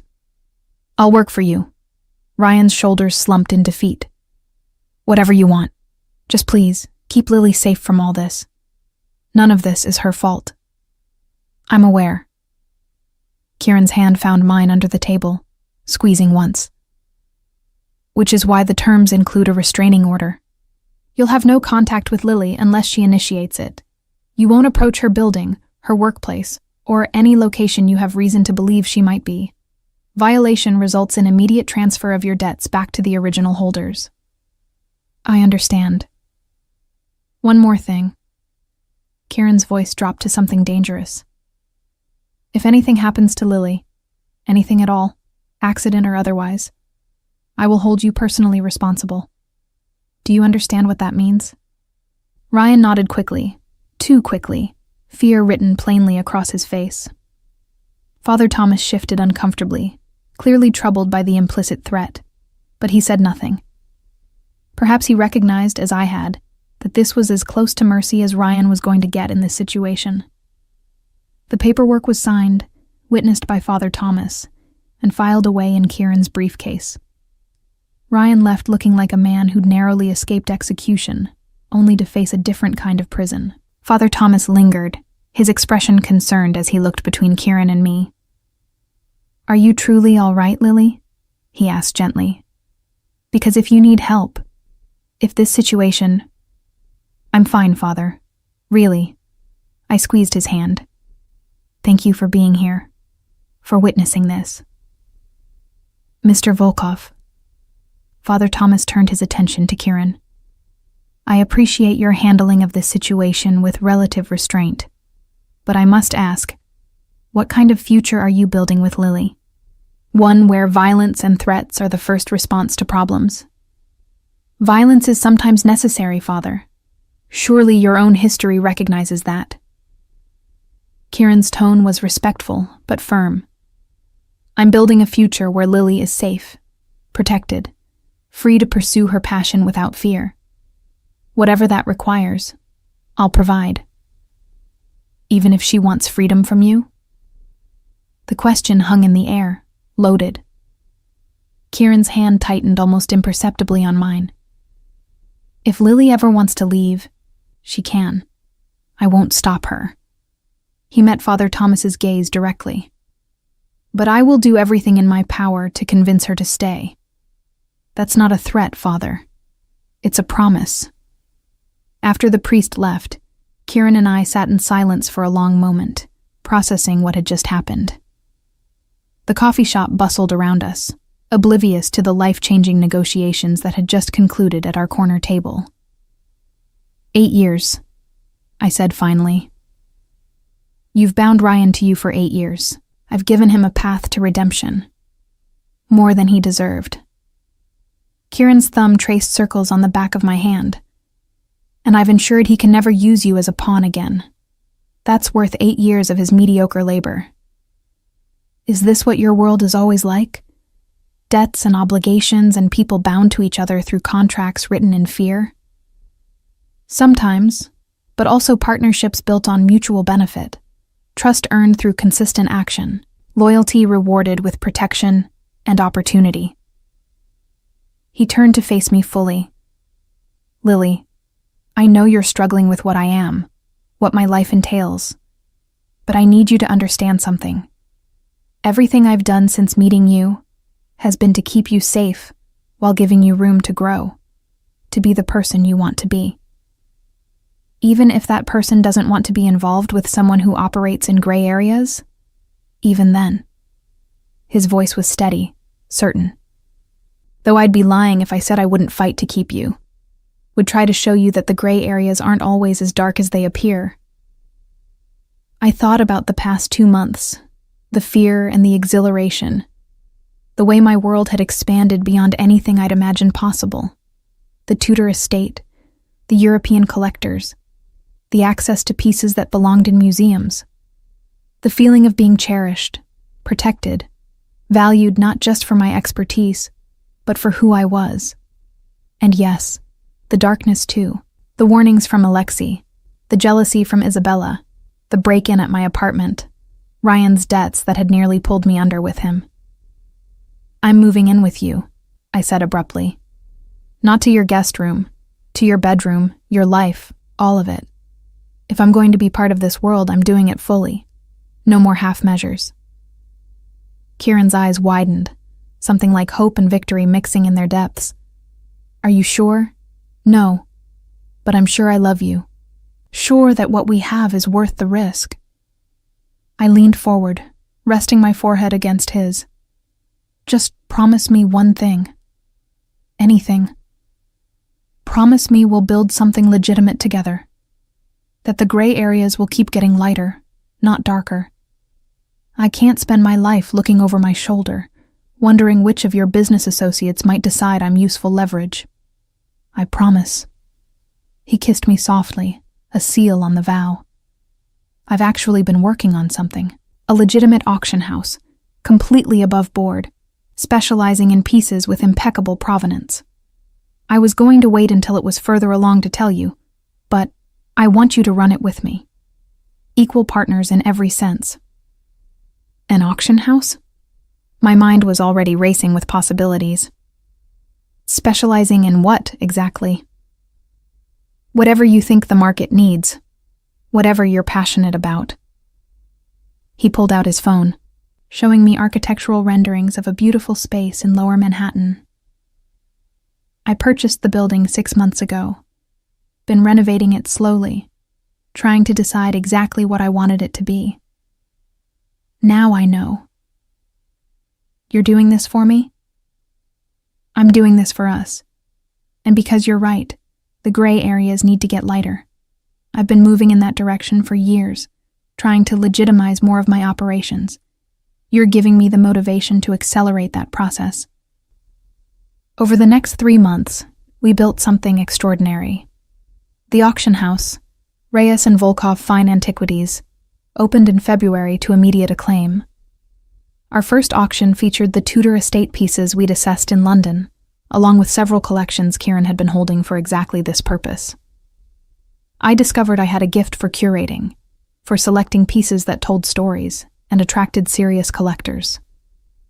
Kieran's connections brought in consignments from across Europe, each one meticulously documented, each provenance researched until I was satisfied of its legitimacy. Mrs. Chen attended the opening, beaming with pride. "I knew you had it in you," she said, surveying the elegant space packed with wealthy collectors and museum representatives. "Your grandmother would be so proud."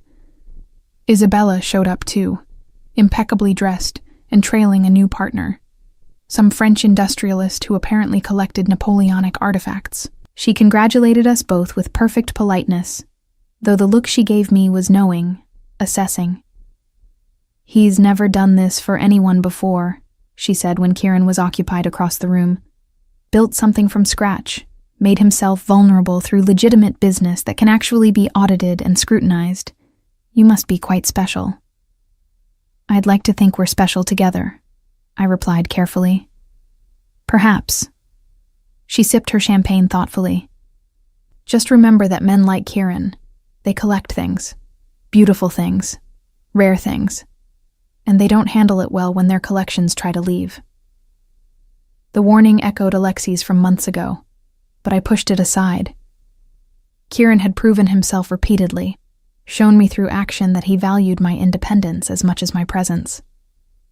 When a museum in Vienna offered me a position as their antiquities consultant, he'd encouraged me to consider it, even begun making plans for how we could manage a transatlantic relationship if necessary. I turned it down, not because Kieran asked me to, but because I'd realized I wanted to build something here with him more than I wanted any other opportunity. In June, on the anniversary of our first meeting, Kieran took me back to Mrs. Chen's shop. She'd agreed to close early for a private viewing, though her knowing smile suggested she knew exactly what was actually happening. "This is where it started," Kieran said, standing in the same spot where he'd first kissed me to chase away Ryan. "Where you bumped into me while fleeing from your past, and I saw your future written across your face." "You saw my future?" I laughed softly. "That's pretty presumptuous. I saw a possibility, potential. A woman who could handle herself in my world while maintaining the integrity that's always been in short supply there." He dropped to one knee, and my heart stopped.